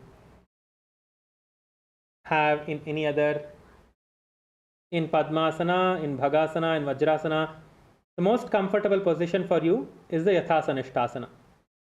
So get your fingers into the Bindu Mudra and just place on your knees in whichever position you are comfortably seated in. And keep your gaze inwards, just keep your eyes closed. Visualize Swamiji in your inner space. We are going to be performing the Samana Kumbhaka. So Samana Kumbhaka is where you visualize the intense fire in your stomach.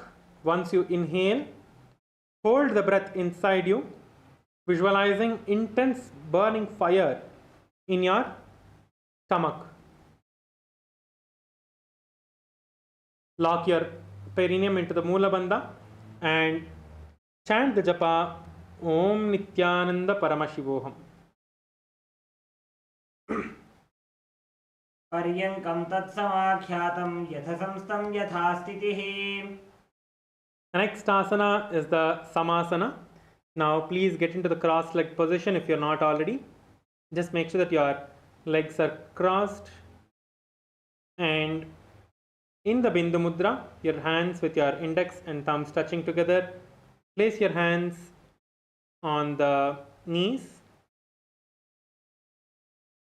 Now take long inhalations and exhalations. Means when you're inhaling, have the awareness on your breath. Hold your breath. Visualize that the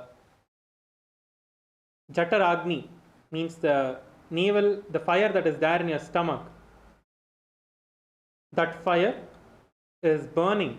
Visualize that burning fire in your stomach intensely.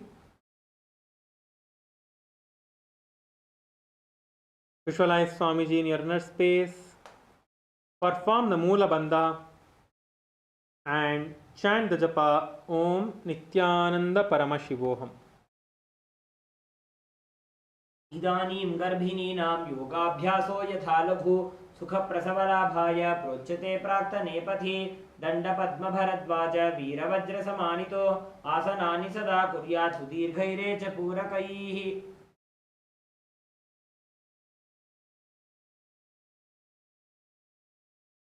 The next asana is the Muktasana. Now, just stretch your legs out in front of you and place the left foot close to your genital region. Bend your left foot and place that left foot close to your genital region. And place the right foot on top of the left.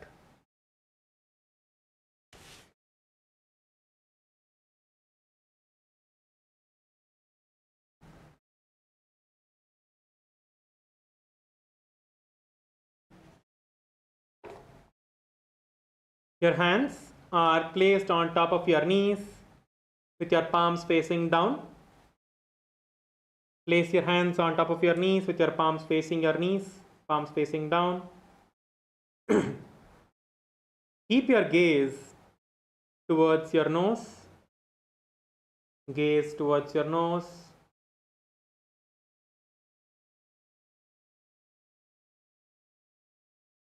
Visualize yourself as a sage who is liberated by Swamiji. Visualize yourself that you are a sage and that you are being liberated by Swamiji as you are seated in the Muktasana. Continue to perform the Samana Kumbhaka, which is inhaling, holding your breath, visualizing the intense fire in your navel center, in your stomach. When you can't hold any longer, just slowly exhale. Repeat this again and again, the pranayama. Along with the Moola Bandha, lock your perineum.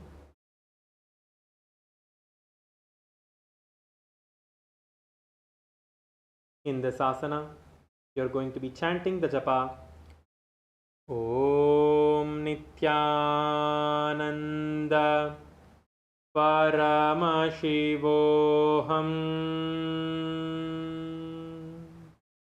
निपीड्य सीविनीं सूक्ष्मां दक्षिणेतरगुल्फतः वामं याम्येन गुल्फेन मुक्तासनमिदं भवेत्. The next asana is the Siddhasana. As you are seated in the same position, you are just going to switch your gaze towards your third eye. Just make sure that your gaze is towards the third eye. If you want to, you can close your eyes or your eyes can be open. If you close your eyes, you can still look at your third eye. Even with your open eyes, you can still look at your third eye. Just make sure that your focus, your eyes are pointing towards the third eye and you're focusing towards the third eye. Your eyes can be either closed or open. That is fine. As you're performing this, visualize Swamiji in your inner space. Perform the Samana Kumbhaka. Inhale. Hold the breath. Visualize that intense fire burning in your stomach. Perform the Moola Bandha and chant the japa Om Nithyananda Paramashivoham.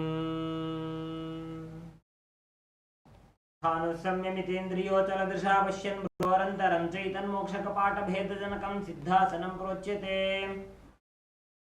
The next asana is the Siddhi Asana. Be seated in the same position with your legs. Now, switch the gaze towards the ground in front of you. Just do not bend your head forward. Just switch the gaze towards the ground in front of you. As we are performing the Samana Kumbhaka, we are going to be performing all the bandhas in this asana, which is the Mahamudra Bandha. Hold the visualization of Swamiji in your inner space. Now inhale through your nose as deeply as you can. Hold the breath inside you. Lock your chin towards the chest in the Jalandhara Bandha.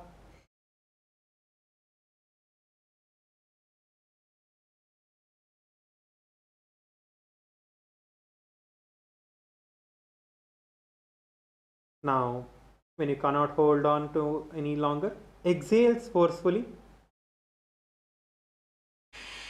Suck your stomach in and up into the Uddiyana Bandha.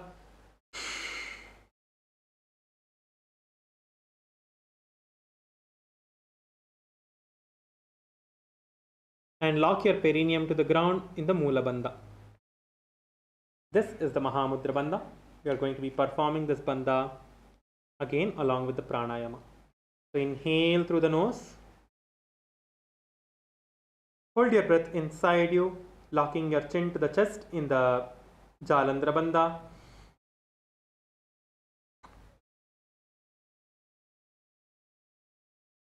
You can perform this at your own pace as well. If you're not able to keep up with this, you can perform it at your own pace as well. Exhale completely. Suck your stomach in and up into the Uddiyana Bandha and your perineum region. Lock your perineum region into the Moola Bandha. Perform all the three bandhas together.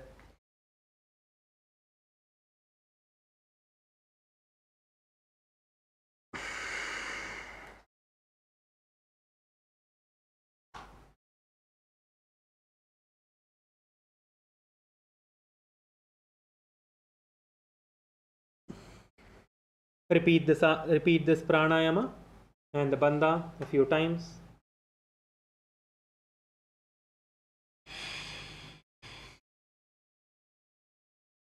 Inhale, hold your breath, locking your chin to the chest in the Jalandhar bandha. Hold as long as you can. Then exhale forcefully, sucking your stomach in and up.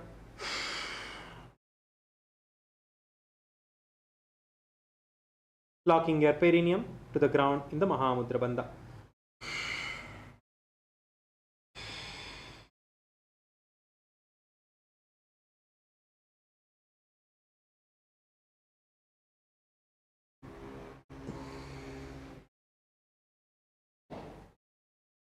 In the sasana, chant the japa Om Nithyananda Paramashivoham.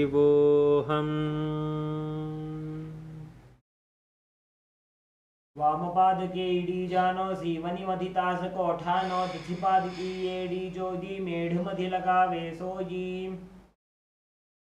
Be seated in the same position. Just rotate your hands and place your fingers in the Bindu Mudra with your index and thumbs touching each other. Place your hand on top of your knees. Keep your gaze towards the third eye. Look towards your third eye. Keep your gaze towards the third eye. Visualize yourself as Lord Rudra, the fierce dimension of Paramashiva. Visualize the form of Paramashiva inside you, in your inner space, the fierce form of Paramashiva. Let us continue to perform the Samana Kumbhaka. This time we are not performing the Mahamudra Bandha. It is only the Moola Bandha. So tightening your perineum region. Inhale. Hold your breath as comfortably as you can in the Samana Kumbhaka, visualizing the fire in your navel center.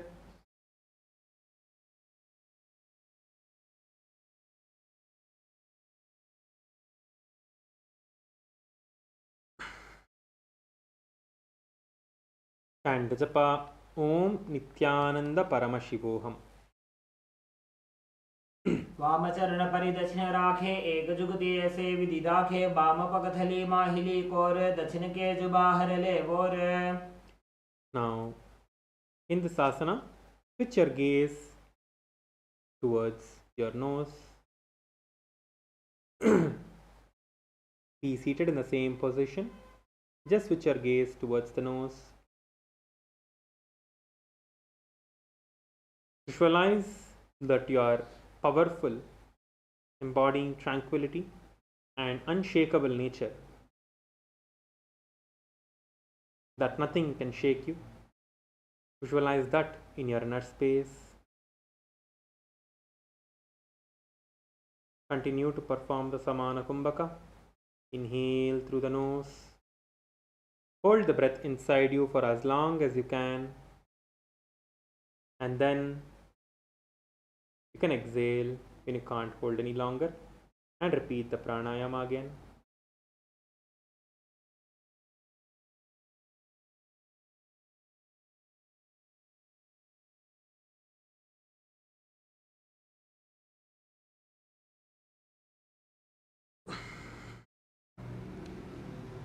In the asana, chant the japa Om Nithyananda Paramashivoham.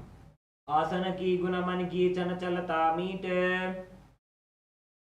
As you are seated in the same position, you are going to bring your hands close to your navel center, cupping your hands one on top of the other, resembling a lotus flower. Our lotus flower, when it's closed, the bud of the lotus flower. This is called the Samputa Mudra. So you are going to keep your hands one on top of the other.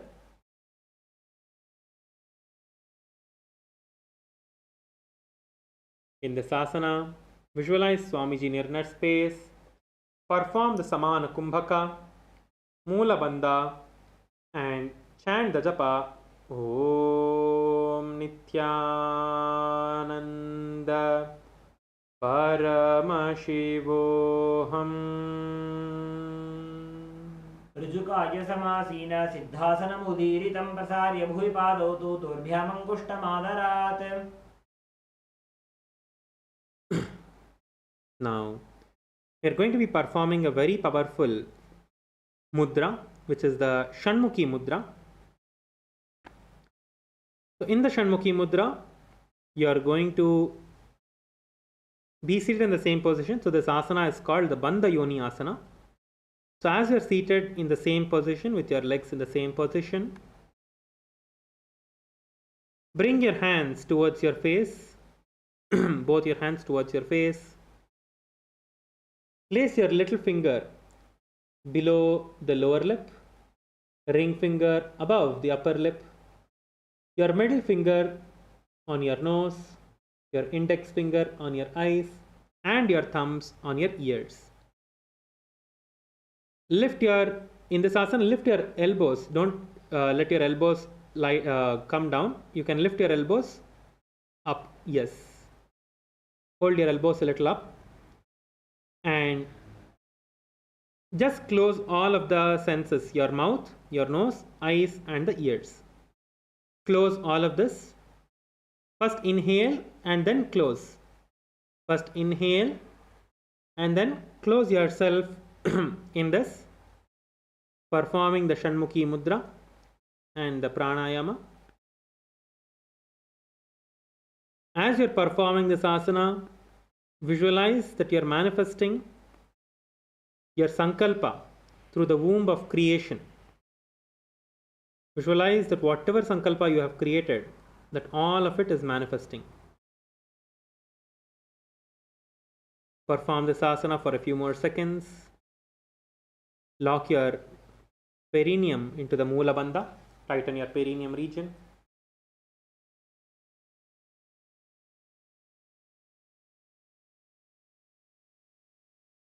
And chant the japa Om Nithyananda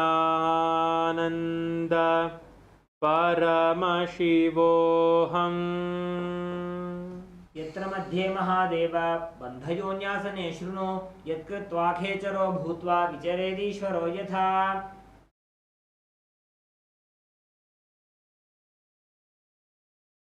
Yes, you can relax now.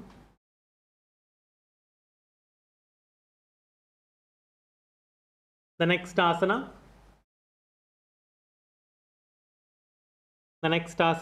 is the Virasana. Now, as you are seated in the same position,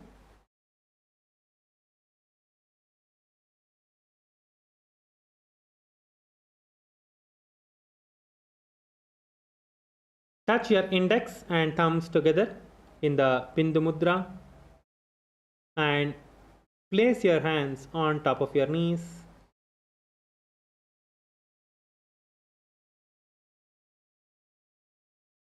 Now, just move your legs a little bit inwards to get your legs,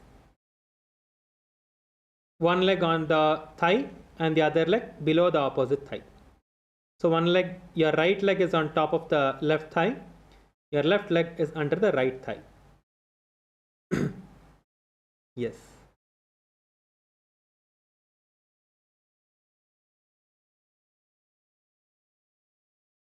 Embody the space and state of bravery.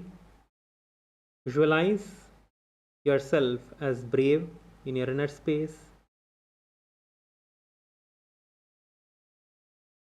Continue to perform the Samana Kumbhaka, Moola Bandha, and chant the japa Om Nithyananda Paramashivoham. एकं पादमथैकस्मिन् विन्यस्योरुणि संस्थितः इतरस्मिंस्तथा चोरुं वीरासनमुदीरितम्. Yes. The next asana is the Valmikasana.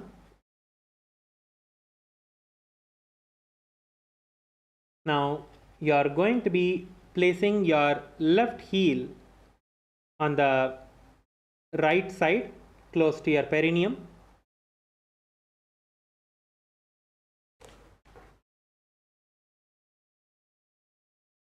And your toes are under the thighs. Make sure that your toes are under your thigh.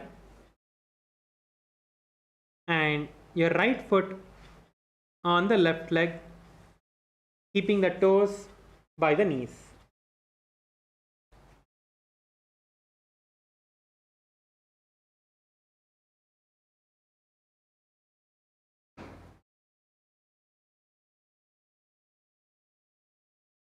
Keep your hands in the Bindu Mudra with your index and thumbs touching on top of your knees. Visualize Valmiki, the great sage who recorded the entire Ramayana. Keep your gaze towards the third eye. Perform the Samana Kumbhaka. Inhale through the nose. Hold your breath. Visualize the fire in your stomach. And exhale completely through the nose. Perform the Moola Bandha and chant the japa Om Nithyananda Paramashivoham. दावा पग की पगथली पुनि एड़ी है जो यह फना दिशि में दक्षिण आनी लगावे सो यह. The next asana is the Joni Mudrasana. Keep your feet in the same position and just switch your gaze towards the nose in this asana. And you are going to be visualizing the powerful Yoni Mandala,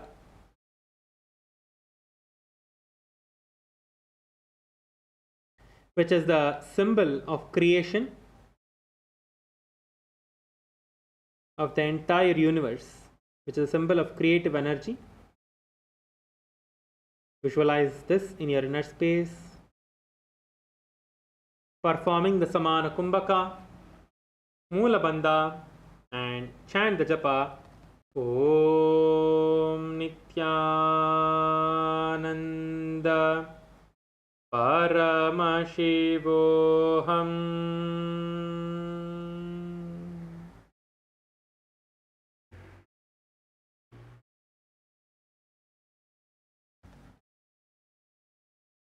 वामपाद की पगथली जाहि माहिले core जोनी तहा धरी वैसी ये उल्टा पाव जो मोरी.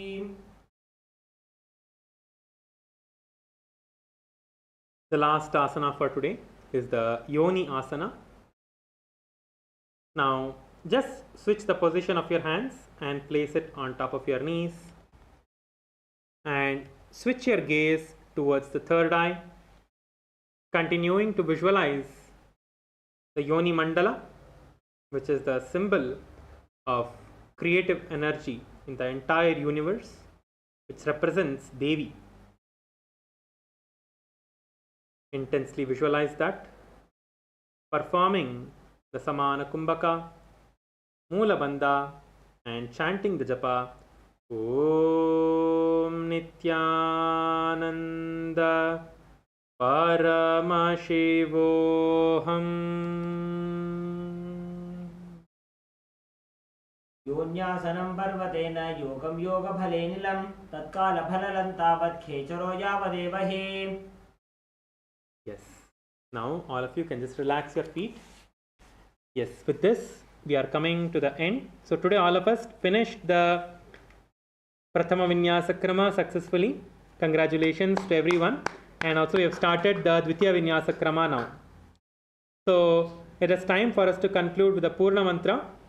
So all of us can get ready for the puja next. So please sit straight with your head, neck and spine in a straight line. Om Purnamadah Purnamidam Purnat Purnamudachyate Purnasya Purnamadhaya Purnamevavashishyate. Om Shanti Shanti Shanti. Hari Om Tat Sat Sarvam Bhagavat Shri Nithyananda Paramashiva Padukarpanamastu. Om Nithyanandam. Yes, thank you everyone. Thank you so much, Nithyanandam. Please get ready for the puja and be back. We have about 19 minutes more. So please be back by 8 a.m.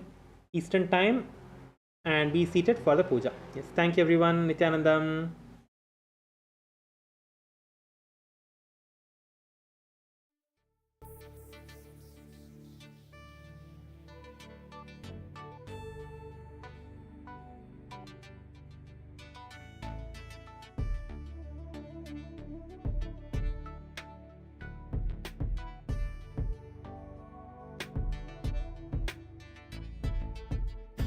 Putting all my trust in you, 'cause you know it's best for me to lead a blissful life, a life with no more strife.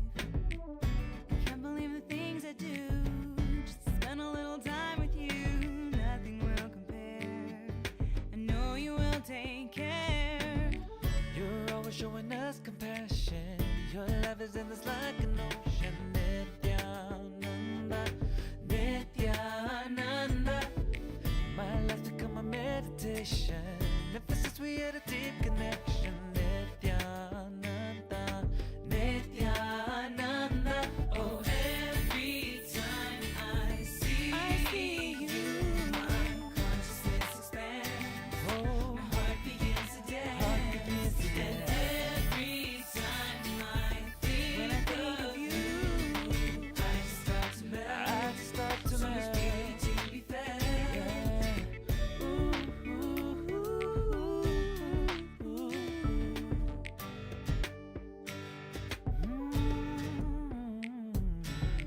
Dedicated your entire life to waking us up inside to the truth of who we are, whether you are near or far. Showering us constantly, and you listen so patiently, no matter how much time it takes, even when we make the same mistakes. Pure light is radiating, your words are so intoxicating. Nithyananda, Nithyananda. Your truth is always resonating, we'll forever be celebrating. Nithyananda, Nithyananda. Oh, every time I see you, my consciousness expands. My heart begins to dance. And every time I think of you, I just start to melt. So much beauty to be felt. Thank you for everything you do, for guiding us to be like you, revealing all that we can do. I would be lost without you. Such graceful movements, it's like you fly. Your form is pleasing to my eyes. Sometimes I just can't help but cry, because you happened in my life. Every time I see you, I just expand. My heart begins to dance. And every time I think of you, I just start to melt. So much beauty to be felt. Every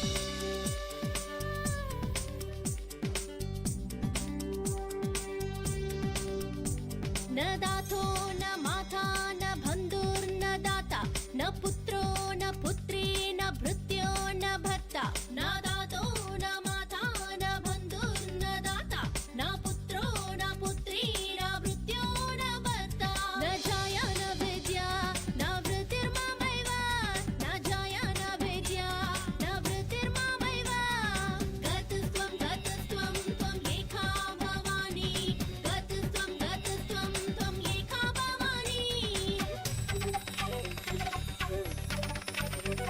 भवाब्धवा पारे महादुःखभीरो पपात प्रकामी प्रलोभी प्रमत्तः भवाब्धवा पारे महादुःखभीरो पपात प्रकामी प्रलोभी प्रमत्तः कुशं शारपाश प्रबद्ध सदाहं कुशं शारपाश प्रबद्ध सदाहम्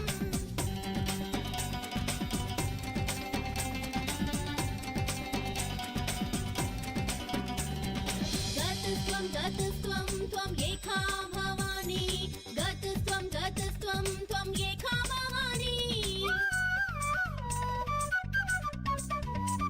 न जानामि दानं न च ध्यानयोगं न जानामि तन्त्रं न च स्तोत्रमन्त्रं न जानामि पूजां न च न्यासयोगं न जानामि पूजां न च न्यासयोगं गतस्त्वं त्वं एका भवानी गतस्त्वं त्वं एका भवानी न जानामि पुण्यं न जानामि तीर्थ न जानामि मुक्तिं लयं वा कदाचित् न जानामि पुण्यं न जानामि तीर्थ न जानामि मुक्तिं लयं वा कदाचित् न जानामि भक्तिं वृतं वापि माता न जानामि भक्तिं वृतं वापि माता गतस्त्वं त्वं एका भवानी गतस्त्वं त्वं एका Bhavani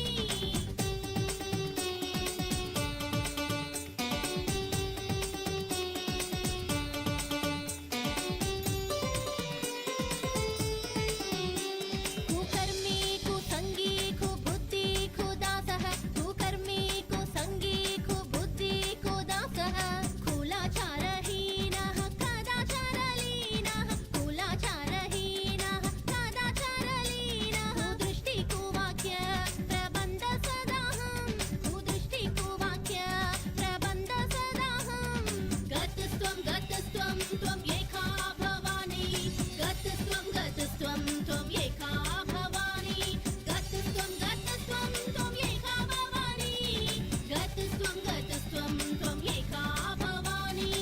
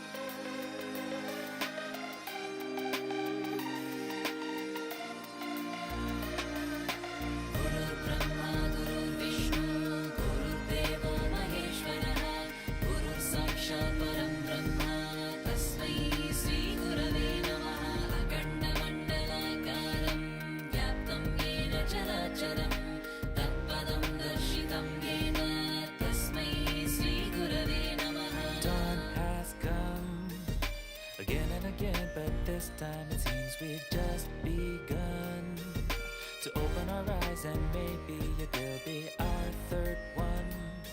Then forever your melody of love will be sung to the top of the highest mountain. It's been so long since we have heard our inner song without a word. For us, you are a blessed way, a radiant star to light the way. So wonderful, I can't take my eyes off you, never wanna take my eyes off you. You are my life, you are my world, so beautiful. Don't wanna breathe without you, don't even wanna live without you.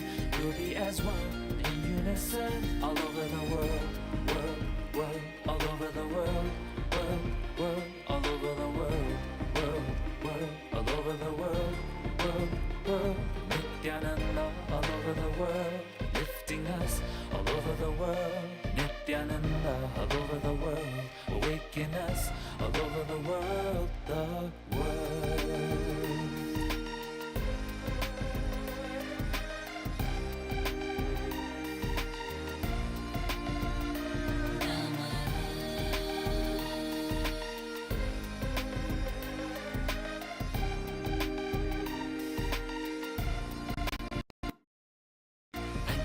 अज्ञानतिमिरान्धस्य ज्ञानाञ्जनशलाकया चक्षुरुन्मीलितं येन तस्मै श्रीगुरवे नमः। अनेकजन्मसम्प्राप्त कर्मबन्धविदाहिने आत्मज्ञानप्रदानेन तस्मै श्रीगुरवे नमः। The sun has set on ignorance. We can live our lives with no regret. Without us letting down ourselves, how can we forget your legendary serenity, no matter the threat? It's a tale for 1,000 years, oh, it's been so long since we have heard our inner song without a word. Oh, for us, you are a blessed way, a radiant star to light the way. So wonderful, I can't take my eyes off you, never wanna take my eyes off you. You are my life, you are my world, so beautiful. Don't wanna breathe without you, don't even wanna live without you. We'll be as one in unison all over the world, world, world, all over the world, world, world, all over the world, world, world, all over the world, world, world. Nithyananda all over the world, lifting us all over the world. Nithyananda all over the world, awaken us all over the world, all over the world. Nithyananda around the world, all over the world. Nithyananda around the world, lifting us. Nithyananda everywhere, everywhere. Awaken us. Nithyananda everywhere, everywhere.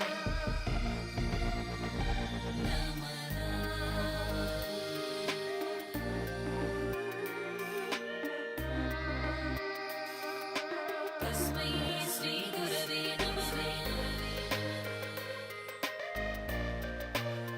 नमः। तस्मै श्रीगुरवे So wonderful, I can't take my eyes off you, never wanna take my eyes off you. You are my life, you are my world, so beautiful. Don't wanna breathe without you, don't even wanna live without you. We'll be as one in unison.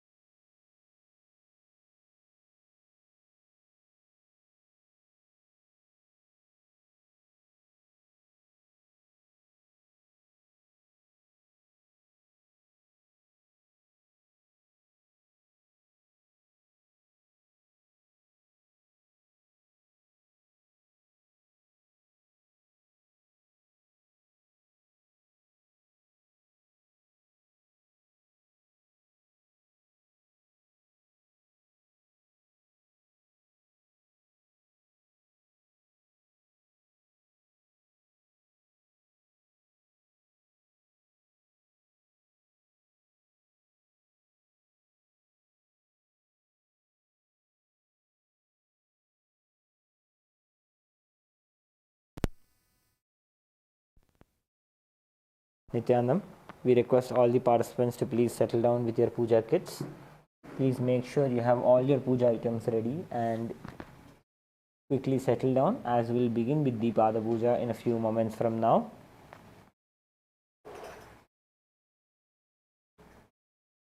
Please be seated with your head, neck and spine in a straight line.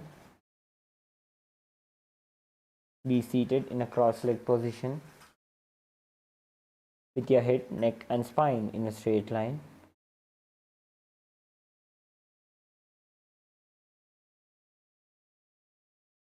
Puja is your personal time with Paramashiva, with Swamiji. As you perform the puja, you experience the space of oneness, the Paramadvaita, with Swamiji.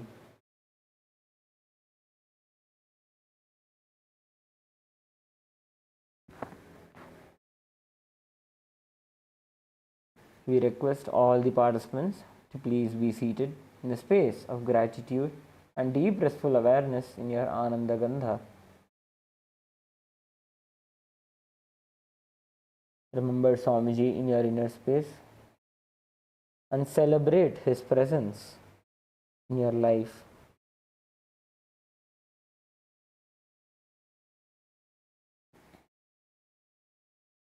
We request all the participants to please settle down, and we request all the sannyasis to assist the participants settle down with all the items required. We'll begin with the Pada Puja now.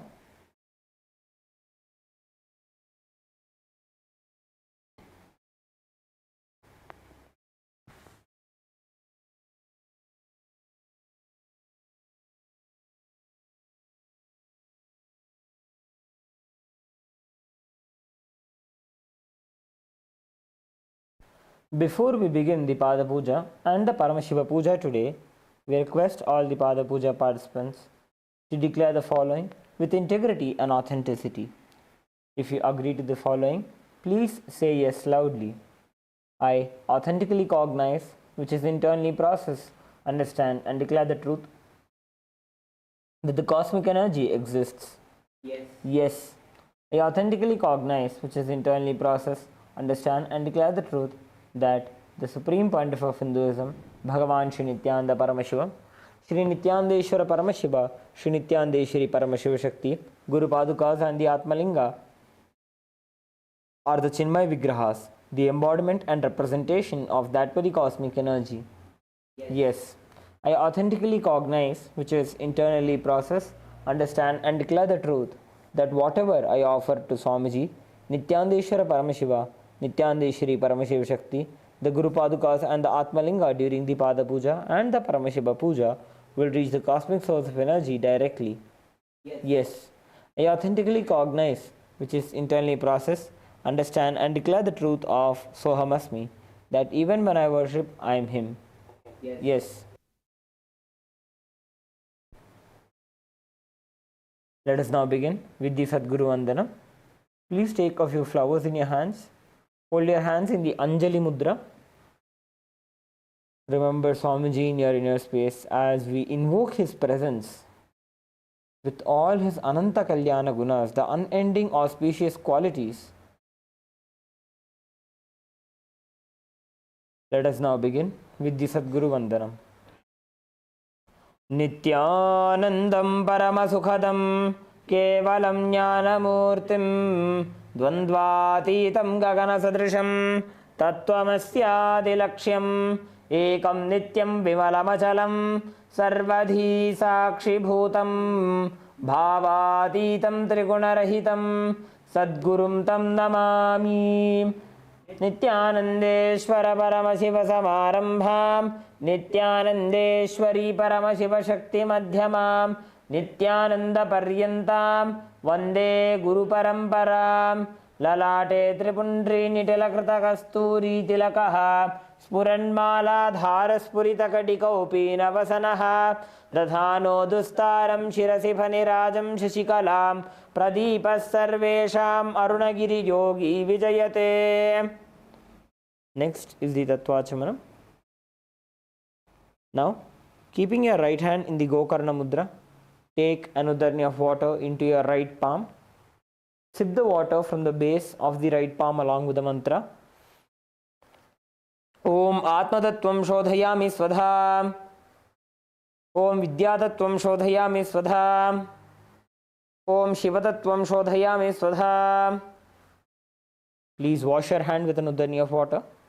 With the base of the right thumb, wipe your lips twice from the right to the left. Om Ham Hridayaya Namaha. Again wash your hand. With the tip of the index, middle and ring fingers joined together, touch above the upper lip and below the lower lip. Again wash your hand.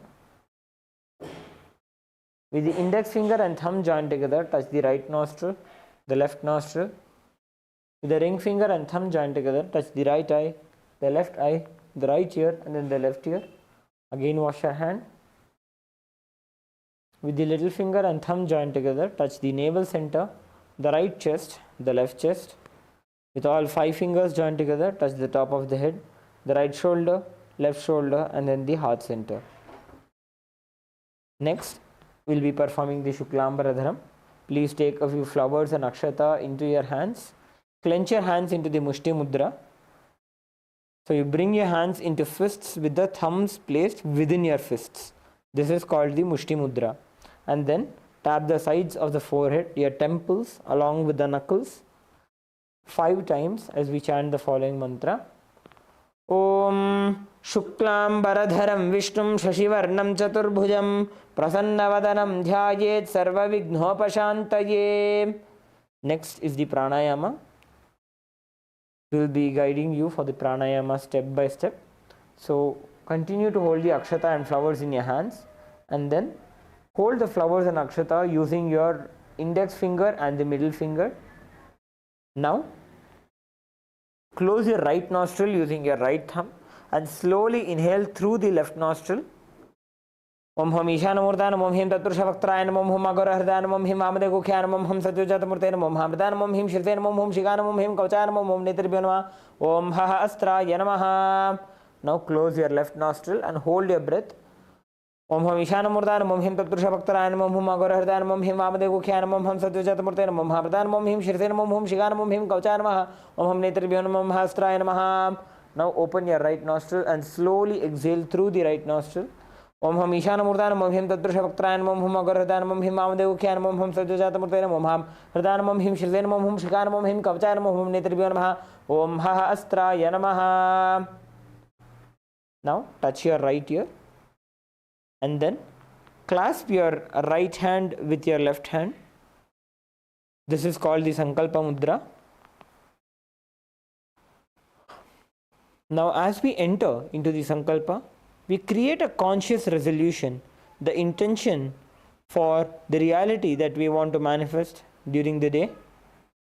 Any kind of breakthrough that you want to manifest, may it be in the field of your work, may it be in the field of completion, any incompletion that you want to break, any patterns that you want to break, may it be a power that you want to manifest, any intention that you have, any desire that you want to manifest as a reality.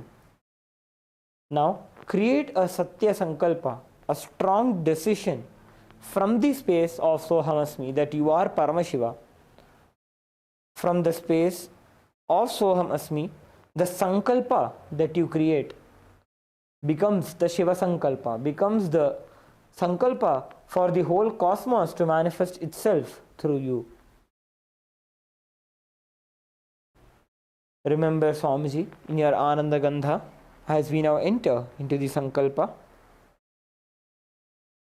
Om Mamopata Samasta Duridakshaya Dwara Bhagavat Shri Nithyananda Paramashiva Prityartham Shri Nithyanandeshwari Paramashiva Shakti Sameta Shri Nithyanandeshwara Paramashiva Prityartham Cha Shubhe Shobhane Muhurte Adya Brahmanaha Dvitiya Varardhe Shri Shvetavaraha Kalpe Vaivaswatamanvantare Ashtavimshatitame Nitya Yuge Prathame Pade Jambudvipe Bharatavarše Bharatakhande Meroho Dakshina दक्षिणे पार्श्वे शकाब्धे अस्मिन् वर्तमाने व्यवहारिके प्रभवादीनां षष्ट्याः संवत्सराणां मध्ये विश्वावसुनाम संवत्सरे उत्तरायणे लक्ष्मीवेङ्कटेश्वर ऋतु मिथुनमासे शुक्लपक्षे दशम्यां शुभतिथौ स्थिरवासरयुक्तायां स्वातिनक्षत्र सिद्धयोग वनिजकरण गरजकरण एवं गुणविशेषणविशिष्टायाम् अस्यां शुभतिथौ श्रीकैलासोन्नतद्वादशान्तश्यामलापीठारूढ श्रीमीनाक्षी सुन्दरेश्वराभिन्नस्वरूप परशिवपुत्र रत्नकुमार गुरुमन्यतुल्यावतार श्रीपार्वती स्तन्यपानलब्धदिव्यज्ञानविश्रुत सकलनिगमागमसारभूत द्राविड वेद प्रवक्त्र श्रीमत्परमशिवकरुणासमधिगत मुक्तामय चतुरश्रयान् गीयमान छत्रचामर श्रीचिह्नकाहलादि समस्त विरदावल्यलङ्कृत ज्ञानविज्ञानचक्रवर्ती सर्वजनसङ्ग सद्यो निर्वाण दीक्षाव्ययापवर्गवर्ष विश्राणजीमूत परमतकलभकेसरी शैव सिद्धान्तस्थापनाचार्य श्रीराजाधिराज पाण्ड्य महाराज गुरु क्षपणशाक्यादि महान्धकार निवारण ज्ञान भानु वीक्षणानर्हार्ह ध्वजोच्छेदन पूर्वक श्रीमदृषभध्वज स्थापक शैव समयकर्त्रे सर्वज्ञपीठारूढ़ श्री जगद्गुरु श्री ज्ञानसंबंध देशिक स्वामी वागीश सुंदर माणिक्यवाचक स्वामिनाम अवतारभूत श्री ज्ञानसंबंध स्वामी पुनरुद्धृत श्यामला पीठ सर्वज्ञ पीठ तृणवद्युत्तर द्विशततम गुरु महासन्निधान अरुणगिरि योगीश्वर परंपरागत अरुणाचल सर्वज्ञ पीठ गुरु महासन्निधान कैलास परंपरागत कांची कैलास सर्वज्ञ पीठ त्रयस्त्रिंशदुत्तर द्विशततम गुरु महासन्निधान नित्योत्सव नित्य मंगल नित्य कल्याण नित्य रचित कैलास परंपरागत आदि कैलास नित्यानंद पीठ महासंस्थान महासिंहासन पीठ कर्त्र साक्षात् श्री परमशिव समुद्भूत कैलास परंपरागत वैवस्वत मनु इक्ष्वाकु हरिश्चंद्र भगीरथ श्रीरामचंद्र शूरसेन इत्यादि अनवच्छिन्न सार्वभौम चक्रवर्ती परंपरागत चतुष्षष्टि योगिनी मंडित चतुष्षष्टि संप्रदाय प्रवर्तक मनुधर्म शासन सूर्यवंश प्राप्त सर्वज्ञ पीठ सुरांगी साम्राज्य मूर्धाभिषिक्त चूड़ामणि साक्षात् श्री परमशिव समुद्भूत कपिल महागुरु पुनरुद्धृत महानिर्वाणी पीठ अष्टोत्तर सहस्र श्री महामंडलेश्वर साक्षात् श्री परमशिव समुद्भूत श्री महागणपति समारंभ अनवच्छिन्न पीठाधीश्वर गुरु परंपरा प्राप्त अटल पीठ अष्टोत्तर सहस्र श्री अटल पीठाधीश्वर धर्म मुक्ति स्वर्गपुर स्वर्णपीठ त्रयोविंश गुरु महासन्निधान कैलास परंपरागत आदिपीठ सर्वज्ञ पीठ जगद्गुरु श्री कैलास पुनरुद्धारक श्री कैलास परमाचार्य श्रीमत् परमहंस परिव्राजकाचार्य वर्य सच्चिदानंद प्रणव स्वरूप श्रोत्रिय ब्रह्मनिष्ठ श्रीमज्जगद्गुरु श्रीलश्री भगवत् श्री नित्यानंद परमशिव श्री ज्ञान संबंध देशिक परमाचार्य स्वामिनां प्रीत्यर्थम तेषां पादारविन्दयोः भक्ति सिद्ध्यर्थम गुरुकृपा कटाक्ष सिद्ध्यर्थम क्षेमस्थैर्य वीर्य विजय आयुरारोग्य ऐश्वर्यानाम् अभिवृद्ध्यर्थम धर्मार्थ काम मोक्ष चतुर्विध फल पुरुषार्थ सिद्ध्यर्थम समस्त दुरितोपशान्त्यर्थम समस्त मंगलावाप्यर्थम भगवत् श्री नित्यानंद परमशिव प्रसादेन सकुटुम्बस्य ज्ञान वैराग्य जीवन मुक्ति प्राप्त्यर्थम श्री नित्यानंदेश्वरी परमशिव शक्ति समेत श्री नित्यानंदेश्वर परमशिव अवतार भूत श्री सर्वदेव देवी स्वरूप भगवत् श्री नित्यानंद परमशिव प्रत्यक्ष पाद पूजां करिष्ये श्री नित्यानंदेश्वरी परमशिव शक्ति समेत श्री नित्यानंदेश्वर परमशिव पूजां च करिष्ये. Now please drop the flowers and akshata onto your right hand side and rinse your hand with an uddani of water. Om apaupasprisya.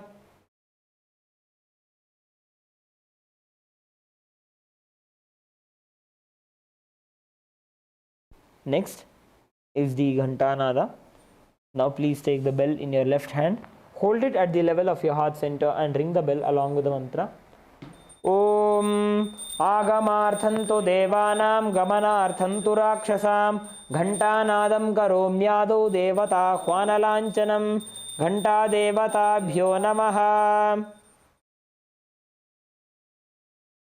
Next we'll be entering into the Manasa Puja. Please take a few flowers in your hands. Hold your hands in the Kurma Mudra.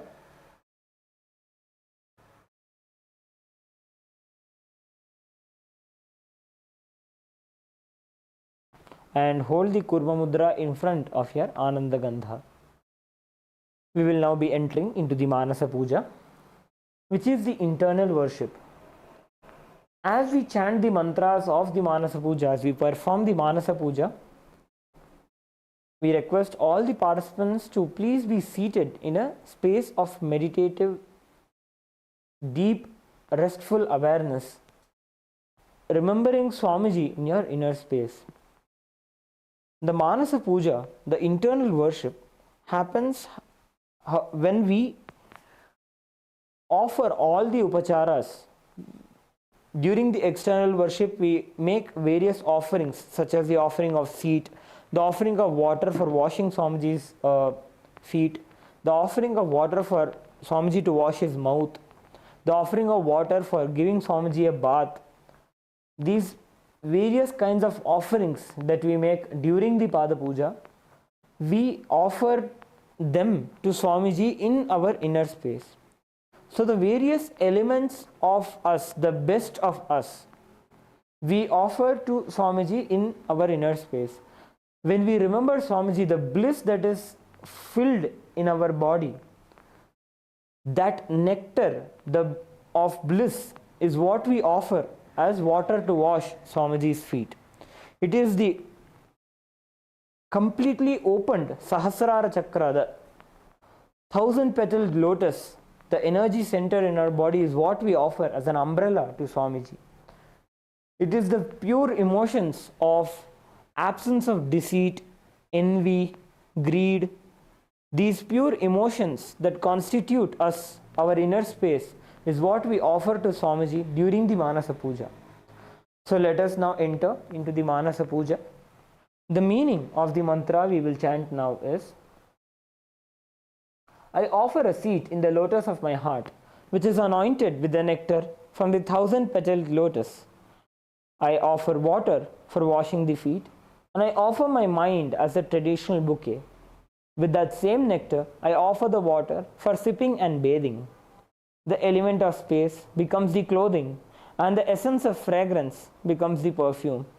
Let the mind be offered as a flower, and the life breath become the incense. The element of Tejas, the self-effulgent light, becomes the lamp, and the ocean of nectar becomes the food offering. The unstruck sound becomes the bell, and the element of air becomes the fan. The 1,000-petaled lotus becomes the umbrella, and the principle of sound becomes the song. All the activities of the senses and the restlessness of the mind become the dance. I offer the garland of lotuses and various kinds of flowers as a beautiful girdle. I worship the divine consciousness with the flowers of pure emotions, such as the absence of deceit, the absence of ego, the absence of attachment, the absence of pride, the absence of delusion, the absence of hypocrisy, the absence of hatred, the absence of agitation, the absence of envy, and the absence of greed. The wise know these as the 10 flowers. The non-violence is the supreme flower, and the control of senses, compassion, forgiveness, and wisdom are the 5 flowers. Thus, with these 15 flowers of pure emotions, I worship Paramashiva. Let us now enter into the Manasa Puja. Om Hritpadmamasanam dadyat sahasrarachyutamritaihi padyam charanayor dadyat manastu arghyam nivedayet tenamritena achamaniyam snaniyam tena chasmritam akashatattvam vastram syat gandhasyat gandhatatvakam chittam prakalpayet pushpam dhupam pranan prakalpayet तेजस्तत्वं च दीपार्थं नैवेद्यं स्यात् सुधां बुधिः अनाहतध्वनिर्घण्टा वायुतत्वं च चामरं सहस्रारं भवेत् छत्रं शब्दतत्त्वं च गीतकं नृत्तमिन्द्रियकर्माणि चाञ्चल्यं मनसस्तथा सुमेखलां पद्ममालां पुष्पं नानाविधं तथा अमायाद्यैर्भावपुष्पैः अर्चयेद्भावगोचरम् अमायं मनहङ्कारम् अरागं ममदं तथा अमोहकमदम्भं च अद्वेष अक्षोभगौ तथा अमात्सर्यं मलोभं च दशपुष्पं विदुर्बुधाः अहिंसा परमं पुष्पं पुष्पमिन्द्रियनिग्रहः दया पुष्पं क्षमा पुष्पं ज्ञानपुष्पं च पञ्चमम् इति पञ्चदशे भावपुष्पैः सम्पूजयेत् भगवन्तं श्रीनित्यानन्दपरमशिवम्. Let us now enter into the Upachara Puja, which is the external worship. The first is the offering of asanam, the offering of the seat. Please take some akshata in your hands and offer it at Swamiji's feet along with the mantra. Asanam Om Sarvabhutantarasthaya Sarvabhutantaratmane Kalpayam Yupaveshartham Asanam Te Namo Namaha Om Hrim Idam Suvarnasanam Sarvadevadevi Swarupaya Bhagavate Shri Nithyananda Paramashivaya Namaha. Next is the offering of Swagatam, the offering of welcoming Swamiji. Please take a few flowers in your hands and offer them at Swamiji's feet by the end of the mantra. Swagatam Om Shantatvat Sarvakartritva Bhavo Paratikaranat Shiva Uktau Mahatantra Mantravidbhis Sada Shivaha Tasmai Shivaya Gurave Vitaraga Vai Ameyatvat Anantoyam Ajatvacha Prakirtitaha Yasya Darshanamichanti Deva Swabhishta Siddhaye Tasmai Te Parameshana Swagatam Swagatam Prabho Adya Me Saphalam Janma Jivanam Saphala Kriyaha Swagatam Yatvaya Tanme Tapasam Phalamagatam Om Hrim Sarvadeva Devi Swarupa Bhagavat Shri Nithyananda Paramashiva Swagatam Suswagatam Te.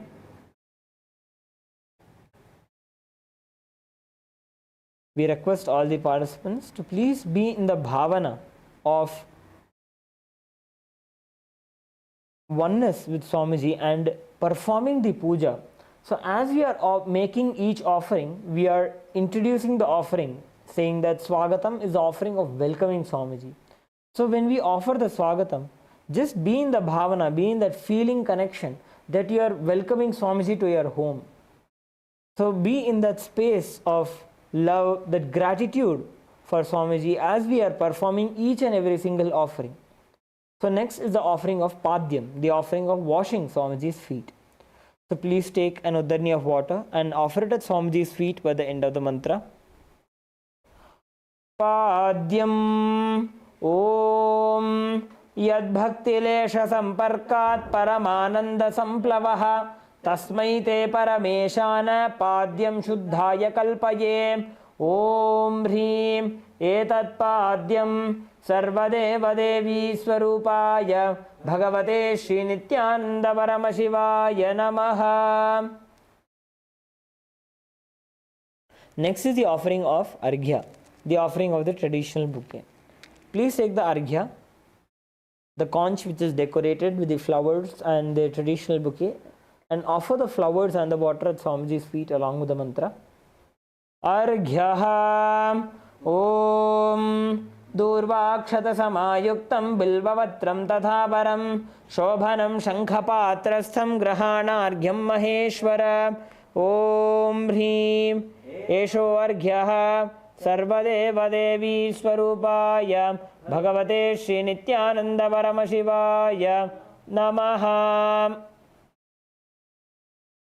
Next is the offering of Achamaniyam, the offering of water for the mouthwash. Now please take an uddarni of water and offer it at Swamiji's feet by the end of the mantra.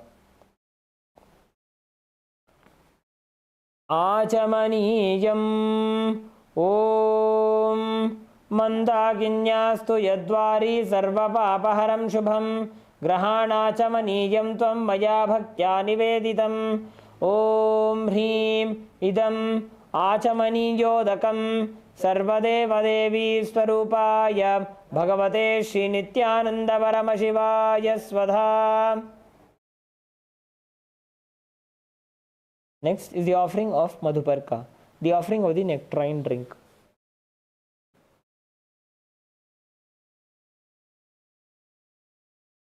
Please take the Madhuparka in your hands and offer it at Swamiji's feet by the end of the mantra.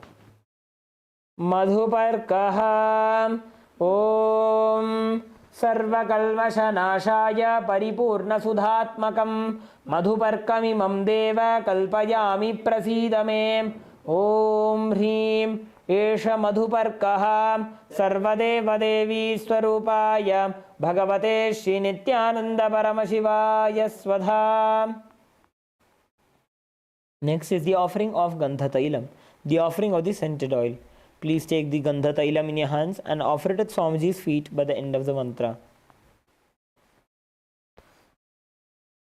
Gandha Tailam Om Sneham Grahana Snehena Lokanam Hitakaraka Sarvalokeshu Shuddhastvam Dadami Snehamuttamam.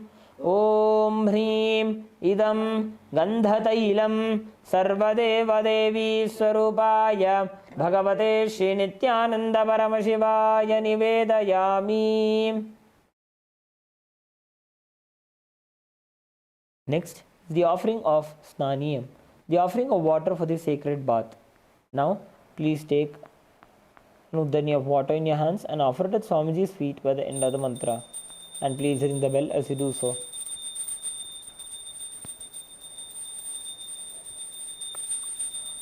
Snanijam Om Idam Sushitalam Vari Swachham Shuddham Manoharam Snanartham Te Maya Bhaktya Kalpitam Pratigrihyata. Om Hrim Idam Snaniyodakam Sarvadevadevi Swarupaya Bhagavate Shri Nityananda Paramashivaya Nivedayami.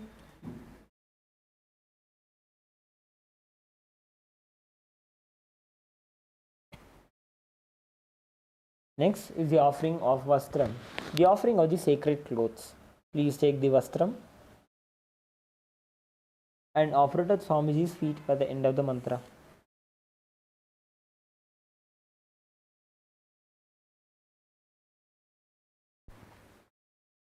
Vastram Om Maya Chitrapatachanna Nijaguhyoru Tejase Niravarana Vijnaya Vasaste Kalpayamyaham.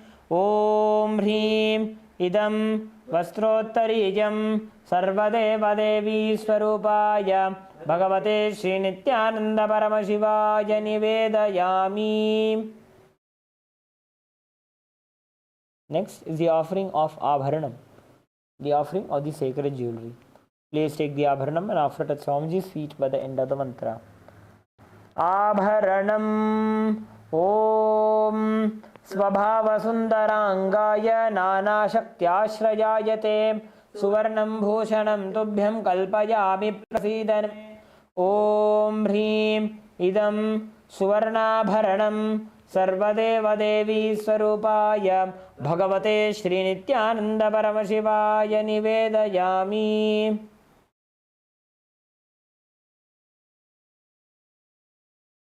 Next is the offering of Gandha, the offering of the sandalwood paste. Please take some sandalwood paste in your right hand ring finger and offer the chandan onto Swamiji's feet by the end of the mantra.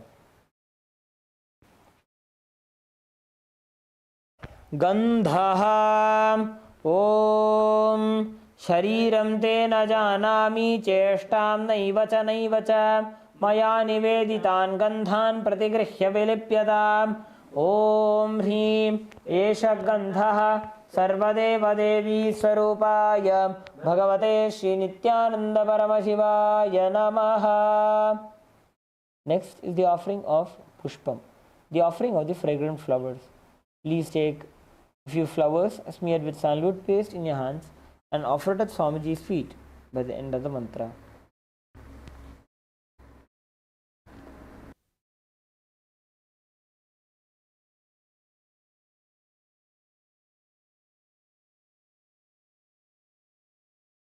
पुष्पम् ॐ तुरीयवनसम्पन्नं नानागुणमनोहरम् आनन्दसौरभं पुष्पं गृह्यताम् इदमुत्तमम् ॐ ह्रीं एतानीं सचन्दनपुष्पाणि सर्वदेवदेवी स्वरूपाय भगवते श्रीनित्यानन्दपरमशिवाय वौषट्.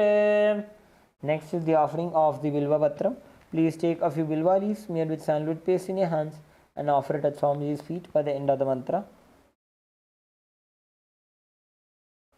Bilva Patram Om Amrutodbhavam Shri Vriksham Shankarasya Sada Priyam Bilva Patram Prayachami Pavitram Te Sureshwara Om Hrim एतानि सचन्दन बिल्वपत्राणि सर्वदेवदेवी स्वरूपाय भगवते Shri Nityananda परमशिवाय वौषट्. Next is the offering of the Tulasi Patram, the offering of the Tulsi leaves. Please take a few Tulsi leaves smeared with sandalwood paste in your hands and offer it at Swamiji's feet by the end of the mantra.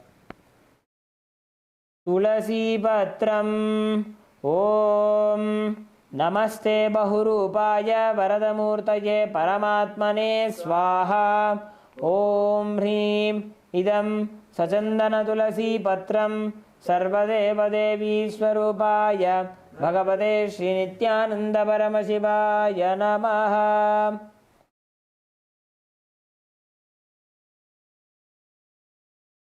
Next is the offering of Dhupa. We request all the participants to please light your lamps and the incense sticks.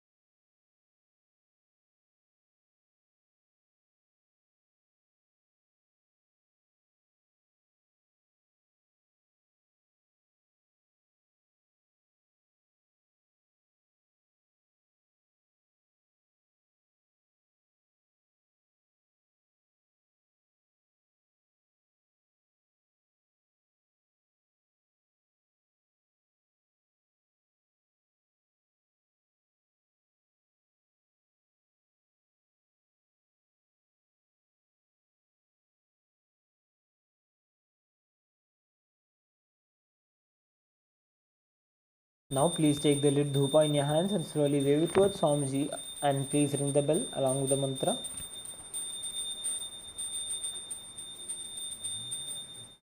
Dhupaha Om Vanaspatiraso Divyo Gandhadyasu Manoharaha Agreya Sarvadevanam Dhupoyam Pratigrihyataam. Om Hrim Esha Dhupaha सर्वदेवदेवी स्वरूपाय भगवते श्रीनित्यानंद परमशिवाय नमः. Next is the offering of Deepa, the offering of the lit lamp. Please take the Deepa in your hands and slowly wave it towards Swamiji along with the mantra and please ring the bell as you do so.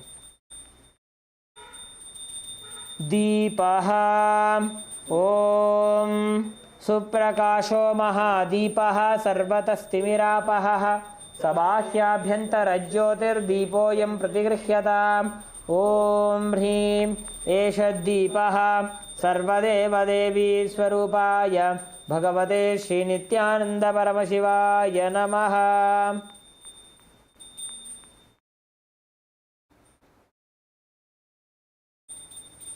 Next is the offering of Naivedyam, the offering of the food. Please take an udanya of water, hover it clockwise over the Naivedyam and offer it at Swamiji's feet by the end of the mantra.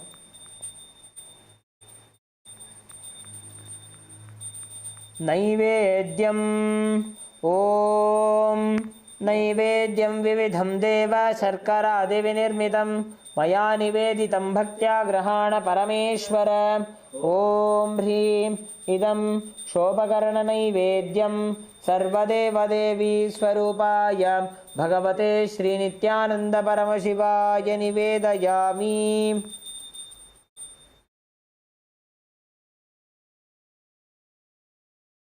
Next is the offering of Paniyam, the offering of water for drinking. Please take an udani of water in your hands and offer it at Swamiji's feet by the end of the mantra. Paniyam Om Samastadeva Devesha Sarvatriptikaram Param Akhandananda Sampurnam Grahana Jalamuttamam Om Hrim Idam Panarthodakam Sarvadeva Devi Swarupaya Bhagavate Shri Nithyananda Paramashivaya Namaha. Next is the offering of Punarachamaniyam, the offering of water for the mouthwash. Please take an uddani of water in your hands and offer it at Swamiji's feet by the end of the mantra. Punarachamaniyam Om Uchishtamapya Shuchirva Yasya Smaranamatrataha Shuddhimapnoti Tasmai Te Punarachamaniyakam Om Hrim Idam Punarachamaniyodakam Sarvadeva Devi Swarupaya Bhagavate Shri Nithyananda Paramashivaya Swaha.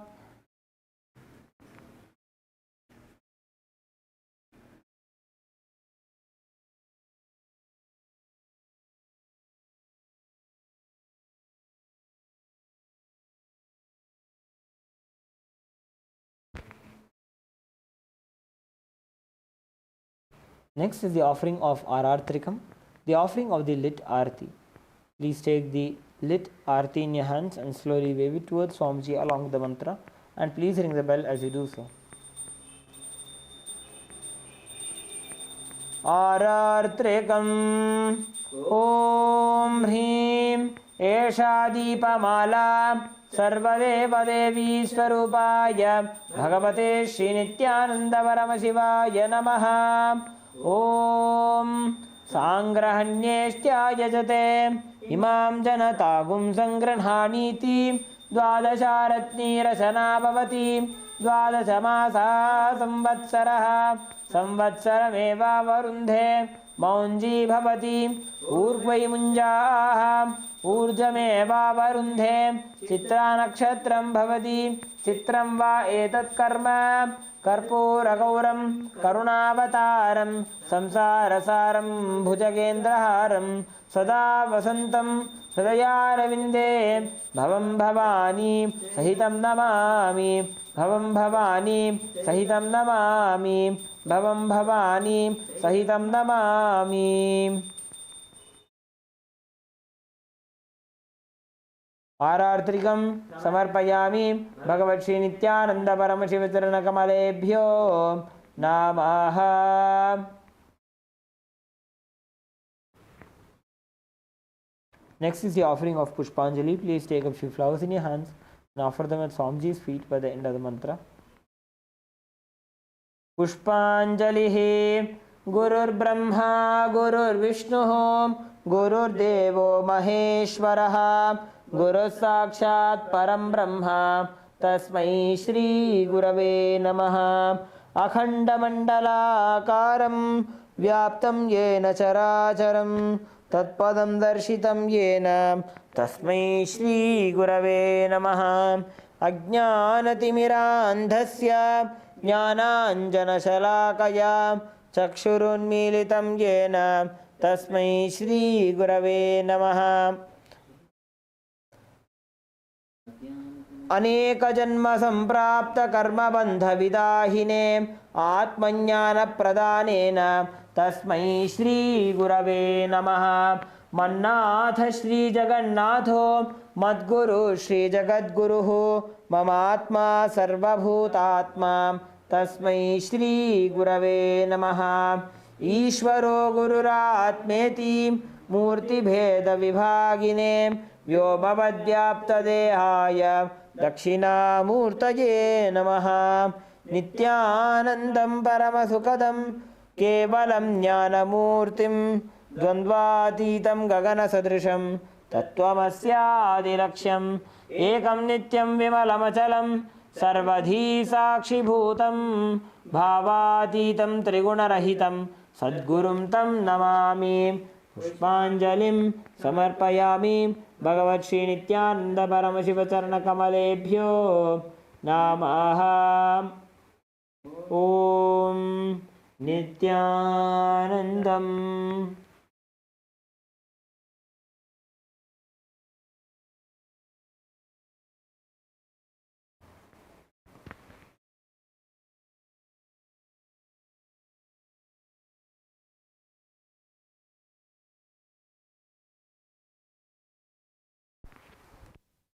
Next, we'll be entering into the Tattvachamanam. Om Atmatattvam Shodhayami Swadha. Om Vidyatattvam Shodhayami Swadha. Om Shivatattvam Shodhayami Swadha. Om Ham Hridayaya Namaha.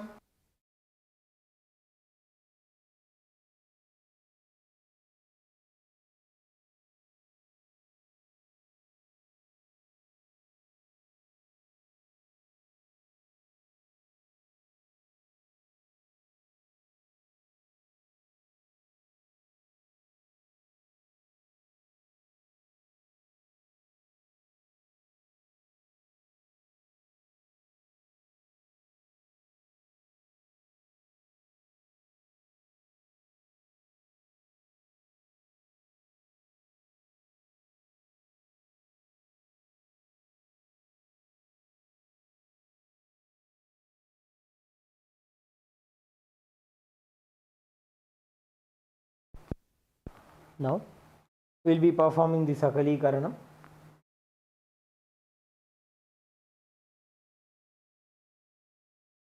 Using the left hand, wipe the front and back of your right hand once, and using the right hand, wipe the front and back of your left hand twice. Om Ha Astraya Namaha.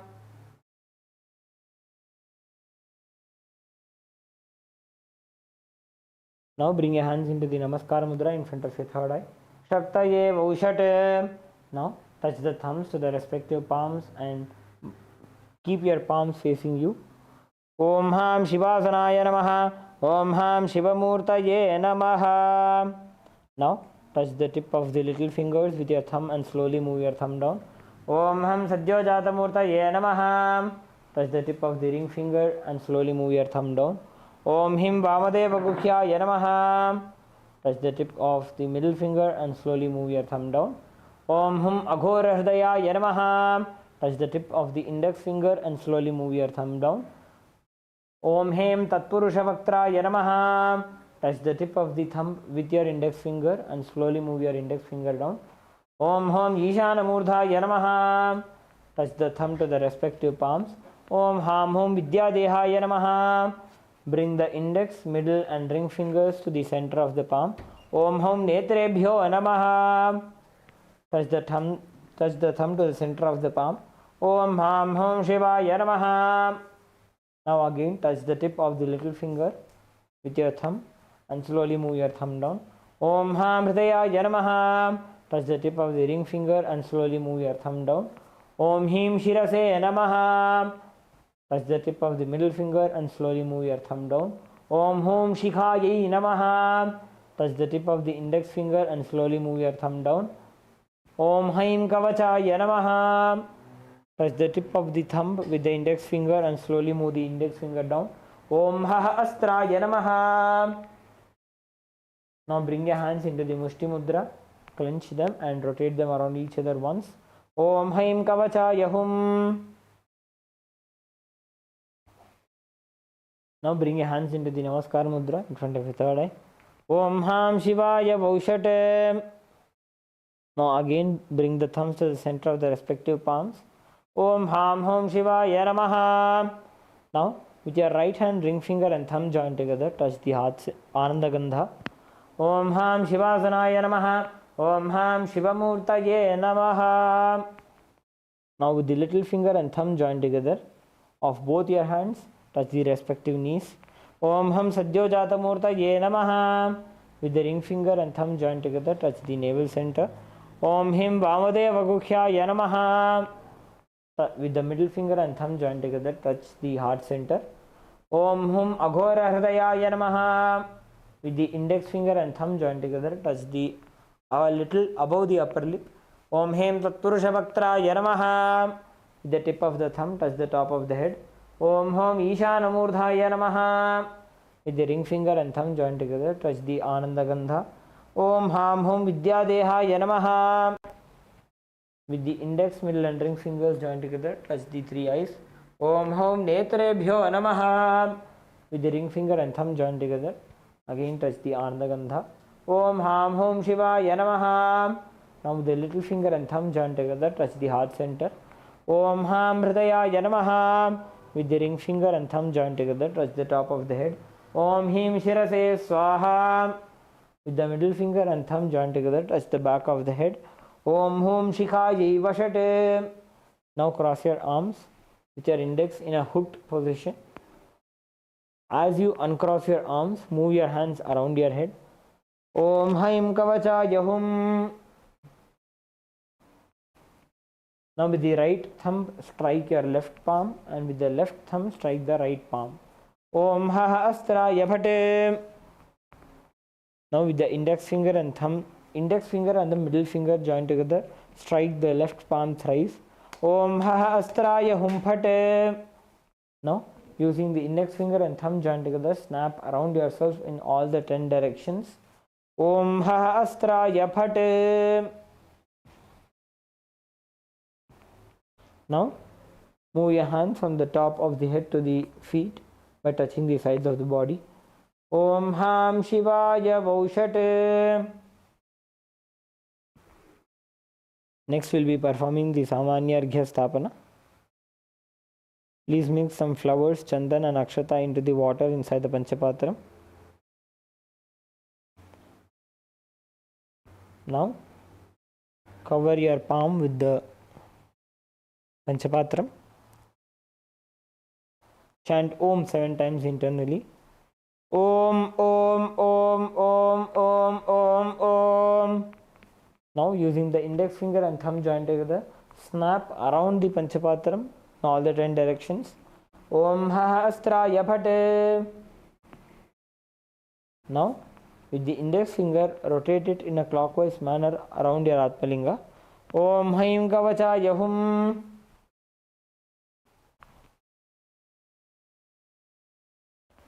Next, perform the Dhenu Mudra and show it over the water. Om Ham Shivaya Vaushate. Let us now enter into the Avahana. Please offer some akshata onto your Atmalinga. Om Ham Shivasanaya Namaha.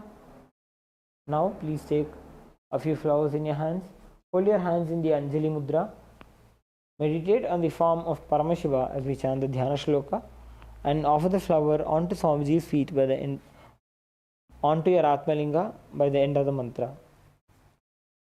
Om Lalate Tripundri Nitalakratagasturi Tilakaha Spuranmala Dharaspuritagadikaupi Navasanaha Tadhano Dustaram Shirasipanirajam Shashikala Pradipas Sarvesham Arunagiri Yogi Vijayate Indonibha Panchamukha Hastadashayuktam Shulamrgatankam Sivajrama Syat Pashavaradhankushamanijwala Navame Shvetakamalasana Sadashivaswarupam.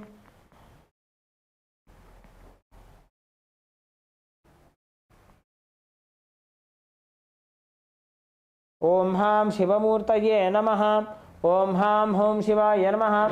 Shri Nithyanandeshwari Paramashiva Shakti Sameta Shri Nithyanandeshwara Paramashiva Namaha. Asanam Samarpayami. Please offer some akshata onto your Atmalinga.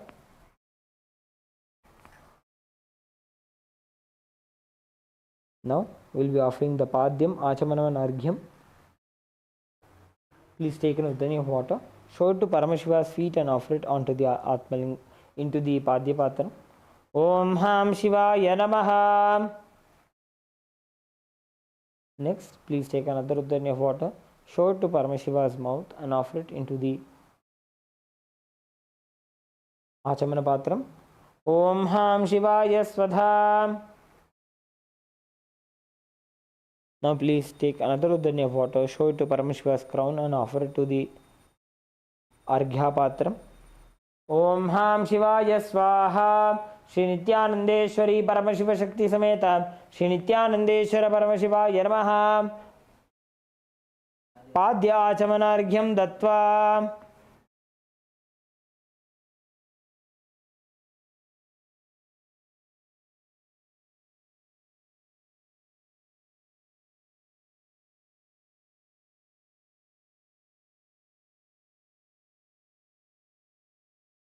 Next is the offering of Snaniyam.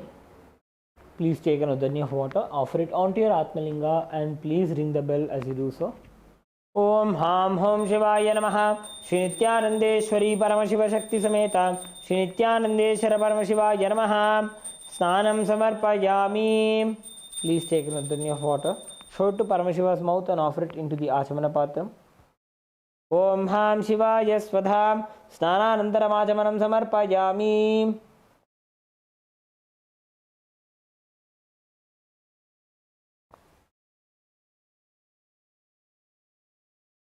Next is the offering of Vastram. Please take some Akshata in your hands and offer it onto your Atmalinga along with the mantra. Om Ham Hom Shivaya Namaha. Shri Nithyanandeshwari Paramashiva Shakti Sameta. Shri Nithyanandeshwara Paramashiva Namaha. Vastra Yagnopavita Uttari Abharanartham Akshatan Samarpayami. Next is the offering of Gandha, the sandalwood paste. Please take some Gandha and offer it onto your Atmalinga. And after offering the Gandha, offer the Kumkum along with the mantra. Om Ham Hom Shivaya Namaha. Shri Nithyanandeshwari Paramashiva Shakti Sameta. Shri Nithyanandeshwara Paramashiva Namaha. Gandhan Dharayami. Gandhasyopari Haridra Kumkumam Samarpayami.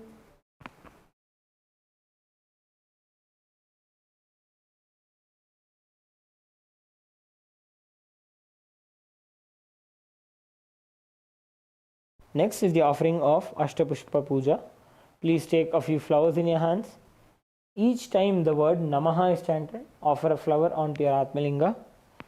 Om Bhavaya Devaya Namaha. Bhavasya Devasya Patne Namaha. Om Sharvaya Devaya Namaha. Sharvasya Devasya Patne Namaha. Om Ishanaya Devaya Namaha. Ishanasya Devasya Patne Namaha. Om Pashavader Devaya Namaha. Pashavader Devasya Patne Namaha. Om Ugraya Devaya Namaha. Ugrasya Devasya Patne Namaha. Om Bhimaya Devaya Namaha.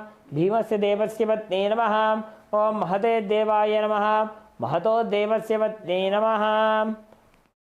Om Ham Hom Shivaya Namaha. Shri Nithyanandeshwari Paramashiva Shakti Sameta. Shri Nithyanandeshwara Paramashiva Namaha. Ashtapushpa Pujam Samarpayami.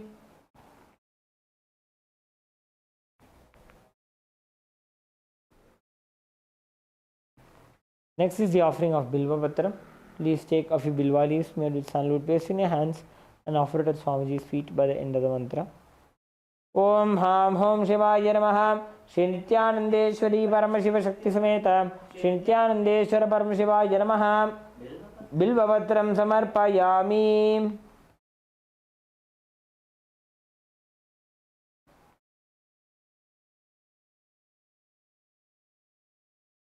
Next is the offering of Dhupa, the lit incense sticks.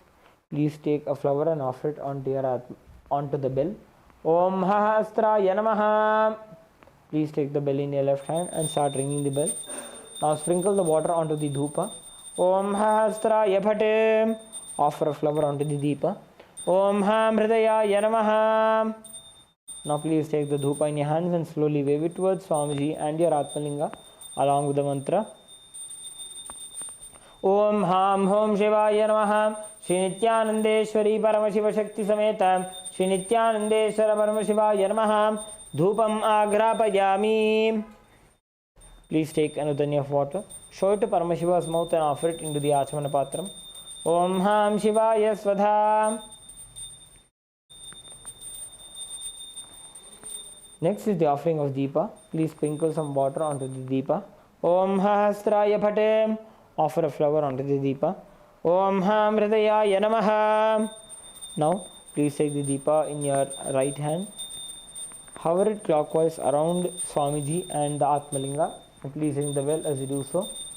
Om Ham Hom Shivaya Namaha. Shri Nithyanandeshwari Paramashiva Shakti Sameta. Shri Nithyanandeshwara Paramashiva Namaha. Deepam sandarshayami.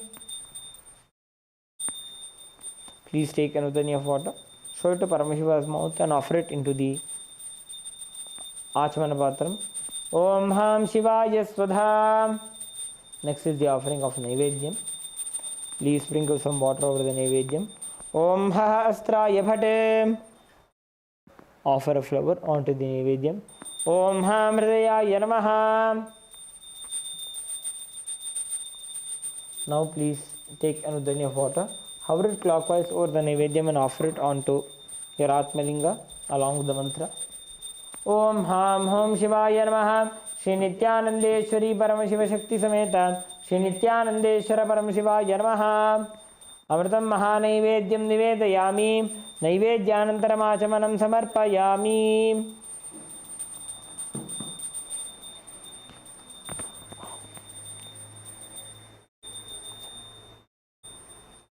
Next is the offering of Tambulam. Please take some akshata into your hands and offer it onto your Atmalinga along with the mantra.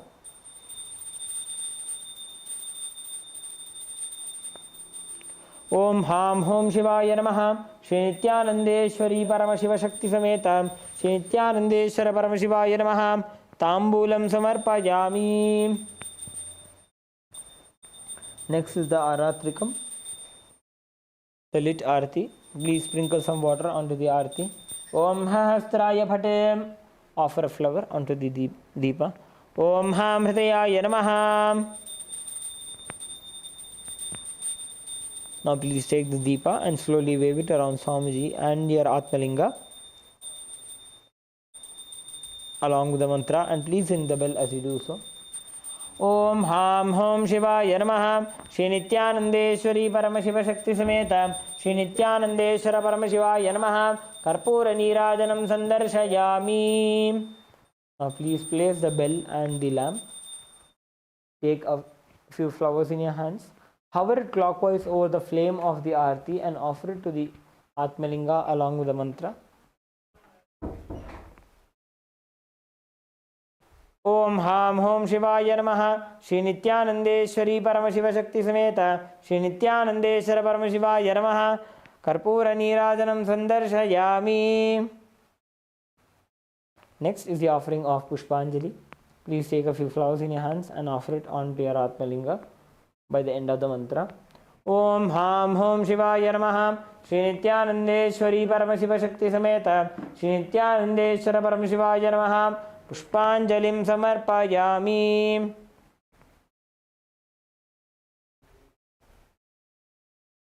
Now please perform the Gayatri Mantra Japa. Hold your Yajnopavita with your right thumb and perform the Gayatri Mantra Japa 11 times internally.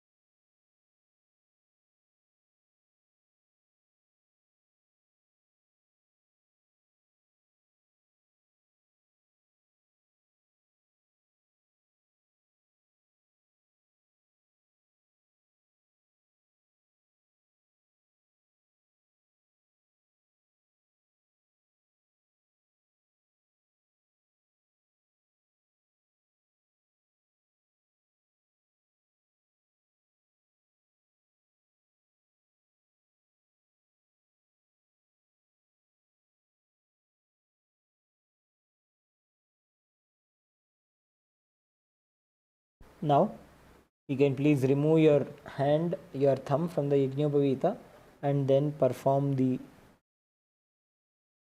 Shivamula Mantra Japa. Om Ham Hom Shivaya Namaha 11 times internally.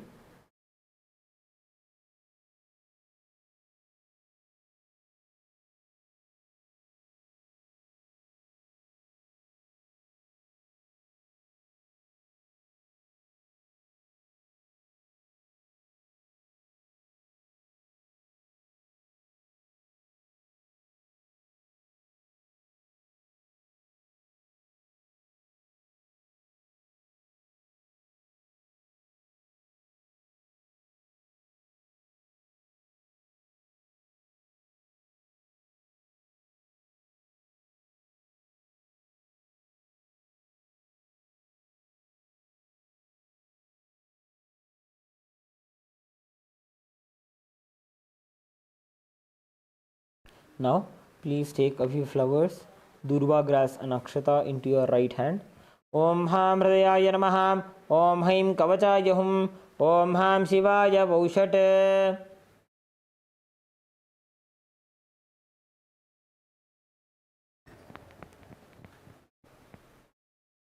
Now, please take a few dharnis of water into your right palm. Hold your hand in the Udbhava Mudra as the Acharya is demonstrating. Offer the flowers and the water onto your Atmalinga by the end of the mantra. Om Yatkinchit Karma Devesha Sada Sukrita Dushkritam Tanme Shiva Padasthasya Bhungshakshapaya Shankara Shivo Data Shivo Bhokta Shiva Sarvamidam Jagat Shivo Yajati Sarvatra Yashiva Sohamevatu Om Ham Haum Shivaya Namaha.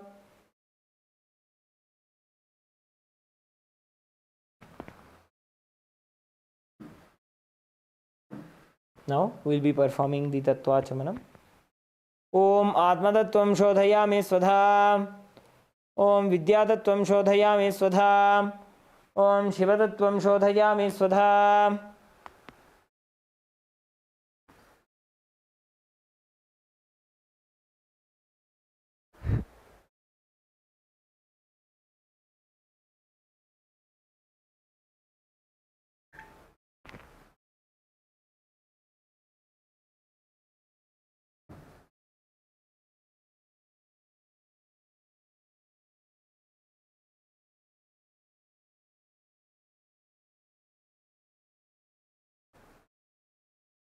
Please bring your hands into the Namaskara Mudra. Let us conclude with the Purna Mantra. Om Purnamadah Purnamidam Purnat Purnamudachyate Purnasya Purnamadaya Purnamevavashishyate. Om Shanti Shanti Shanti Harihi Om Tat Sat Sarvam Bhagavat Shri Nithyananda Paramashiva Padukarpanamastu. Om Nithyanandam.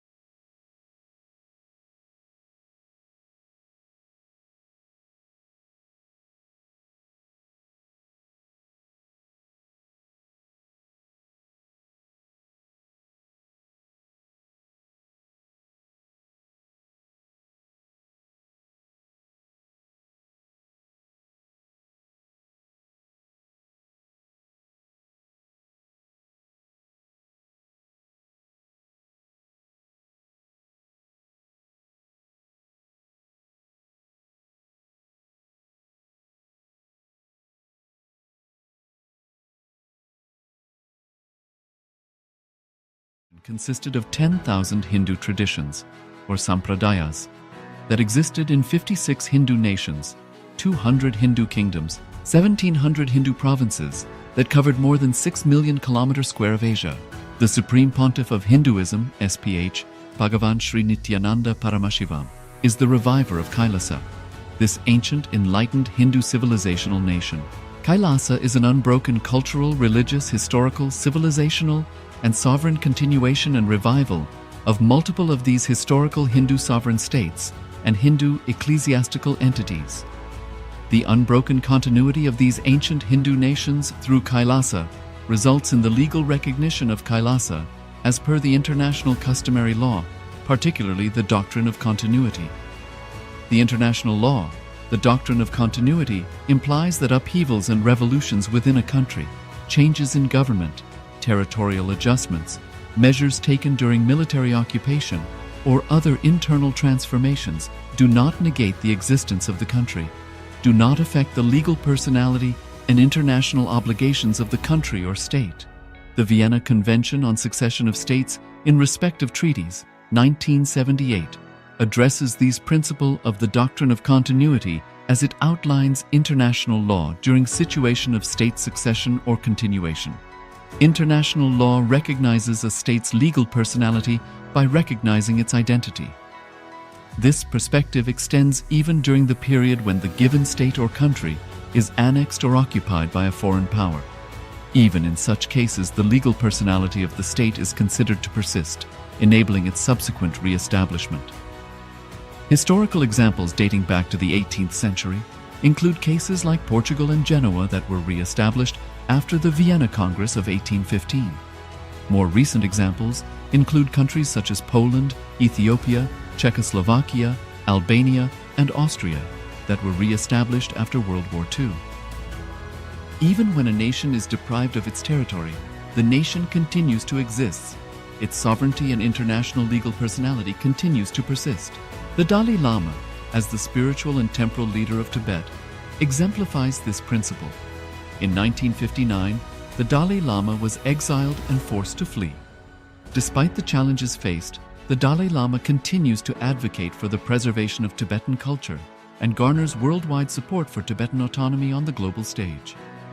Similarly, from 1309 to 1376, the Pope of Catholicism had been in exile in Avignon.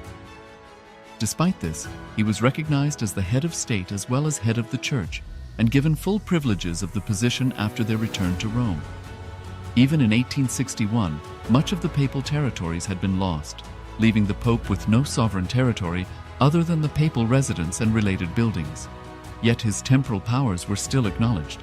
He was recognized as a head of state, and later, the Lateran Treaty of 1929 formally re-established papal sovereignty over the Vatican City. The Sovereign Order of Malta further exemplifies this principle, retaining international recognition as a sovereign entity despite the permanent loss of their territory upon Napoleon's invasion in June 1798. Despite such permanent loss of territory, the sovereignty and the international legal personality of the Sovereign Order of Malta continue to persist. Much later in 1894, the order settled in Rome and acquired two properties, the Magistral Palace and the Magistral Villa that received extraterritorial status. Today, the order maintains diplomatic relations with 112 countries, issues its own diplomatic passports, currency, stamps, and vehicle registration plates, and has been granted observer status in the United Nations. All these examples of state re-establishment illustrate the principle of continuity of states, as per international law, that a state's legal personality persists over time. A nation continues to exist even after a complete loss of territory. A far more striking example is of the oceanic countries, which are under the threat of their entire nation being drowned and submerged due to rising sea levels owing to global warming. In response to such existential threat of climate change, Pacific Island nations, including Tuvalu, have enacted constitutional amendments and made international declarations affirming that their nation and their sovereign rights will continue to persist, despite their entire territory being lost to the sea. This proactive stance is highlighted in the Constitution of Tuvalu Act 2023 and the Pacific Islands Forum Declaration of 2021. The Supreme Pontiff of Hinduism, Bhagavan Sri Nithyananda Paramashiva, through the line of succession, is the present 203rd Emperor of the Hindu sovereign kingdom of Surangi Samrajya. He was crowned on the 31st of December 2004 at the age of 26. Thus, by very same principles of the doctrine of continuity, through which the international legal personality of Portugal, Genoa, Poland, Ethiopia, Czechoslovakia, Albania, Austria, Vatican, Tibet, Sovereign Order of Malta, and several other nations has been recognized despite having undergone a period of exile, annexation, occupation by a foreign power, or despite loss of territory. The SPH Nithyananda Paramashivoham, through well-established legal and historical facts about the Hindu sovereign state of the Surangi Samrajyam, derives all sovereign rights and powers of the royal lineage of the Surangi Samrajyam as its 203rd sovereign emperor from his inheritance and continuation of the unbroken succession of the kingdom of Surya Vamsa Surangi Samrajyam. Nithyanandam Paramasukadam Kevalam Jnanamurtim Dvandvatitam Gaganasdrisham Tattvamasya Dilaksham Ekam Nityam Vimalachalam Sarvadi Sakshibhutam Bhavatitam Tribunarahitam Satgurum Tam Namami. Yes, Nitan, all of you. Nithyananda, everyone. Welcome to today's wonderful day of this season of Paramashivoham. So, hope as always joyous to see all of you when you are joining us for this the day when you're starting with the yoga, then the puja. Because Swamiji is giving showering so much in this outside ecosystem where so much of negativity is there, so much of worries are there, so much of fears are there. Swamiji is given this ecosystem to enlighten the whole world itself. And on this journey, the day itself starts with the yoga itself. Yoga itself means union. So when you practice the Nithyananda yoga, you are preparing your body to receive that super conscious energy, that ultimate bliss. Once that you are established in that bliss, there's nothing other than bliss you can experience. Bliss is just radiating through you. And after that, we had the puja, the intense devotion through when you do puja, the intense devotion arises in you. And now we'll be starting with the Paramashivoham session itself. So after this intense yoga and puja, this is the right time that we start manifesting the powers of third eye. So welcome all of you. First of all, we'd like to welcome all the participants who have joined us today. Ma Nitya Chakra Chandrasekhara Priyama Nithyanandam. Nithyananda. We have Ma Yanhong Nithyanandama. Nithyananda, good to have you with us. Yes, Ma Sugyana Nithyanandam. Nithyananda. Yes, we have Ma Chao Yu Huang Nithyanandam. Nithyananda. We have Ma Trinidkanda Nithyanandama. Nithyananda. We have Sharme Moose Nithyanandam. Nithyananda, good to have you all with us. Yes. So welcome all of you and request on all of you to switch on your cameras and let's get ready to enter into the power manifestation. Yes, just before we get into the power manifestation, Ma Nitya Chandrasekhara Priya, you said you need another linga. You have been careless with your linga. So Ma, it's important that you treat your Atma linga with care and respect. Yes. First of all, so please make sure that you always you're not careless with the Atma linga. Now, if you need another, please reach out to your local sangha. So your local sangha, you can get another Atmalinga through your local sangha. Yes. Understand, you only get one Atmalinga from Swamiji. So the while the second Atmalinga is provided and of course is energized by Swamiji, it is not actually given to you by Swamiji. So it's important for everyone. So this is for everyone. Please make sure that you treat your Atmalinga with respect. It is infused with superconscious energy. It has the energy, superconscious energy to hold for thousands of years. So it is full of superconscious energy that Swamiji infuses into it, and we need to treat it with respect. We need to treat it with the respect that it deserves and with the appreciation and gratitude that it deserves. Yes.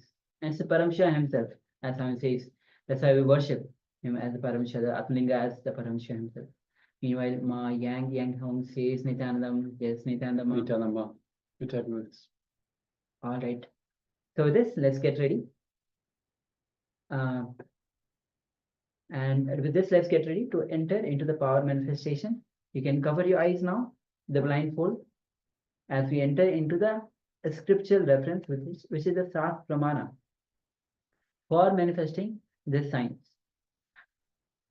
So meanwhile, you can cover your eyes as you get ready for the power manifestation. So the Pramana goes as Kapala antarmano yasya tishtan milita lojanaha kramena manaso dharyat lakshaye lakshamuttamam.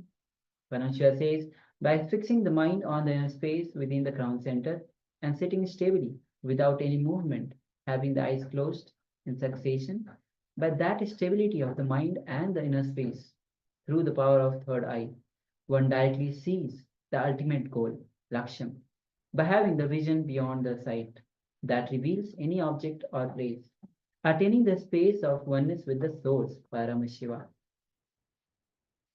So with this, let's get ready to enter into this round of power manifestation.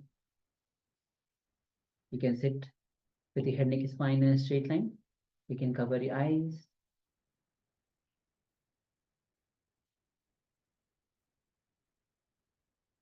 And just connect with Swami. Just remember Swamiji in your inner space. Any sweet moment that you cherish with Swamiji. Any sweet form of Swamiji that you cherish. Just remember that in your inner space. Remember that when you remember Swamiji, it's not just remembrance. It is invoking his presence. As in the Arihanta sessions, Swamiji was revealing how when you invoke the Arihantas, you invoke their presence. The same way, just sit and visualize Swamiji in a space and invoke his presence. And connect with him with deep gratitude and surrender. Any self-doubt that arises, just unclutch.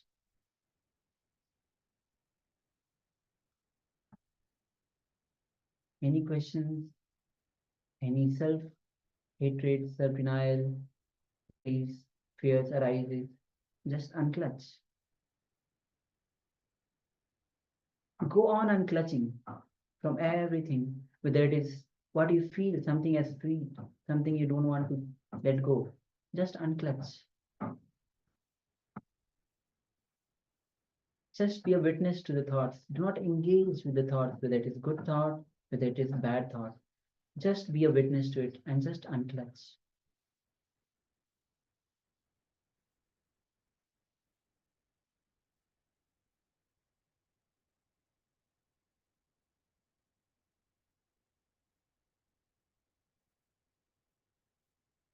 Gently bring your awareness to the third eye, and through your third eye, gaze at Swamiji's third eye.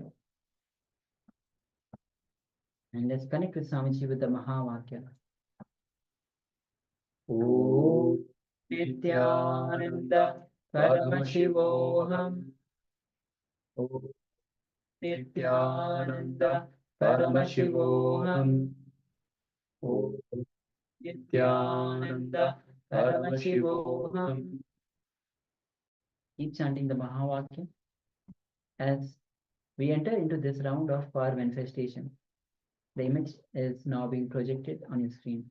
Let us begin. Nithyananda Paramashivoham.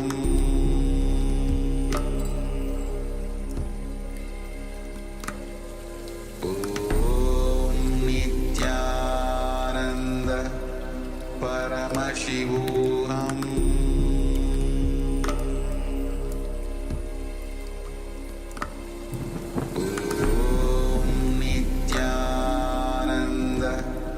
Paramashivoham.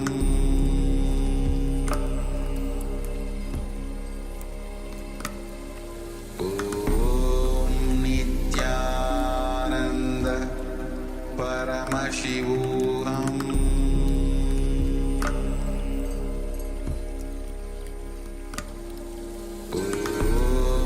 Nithyananda Paramashivoham.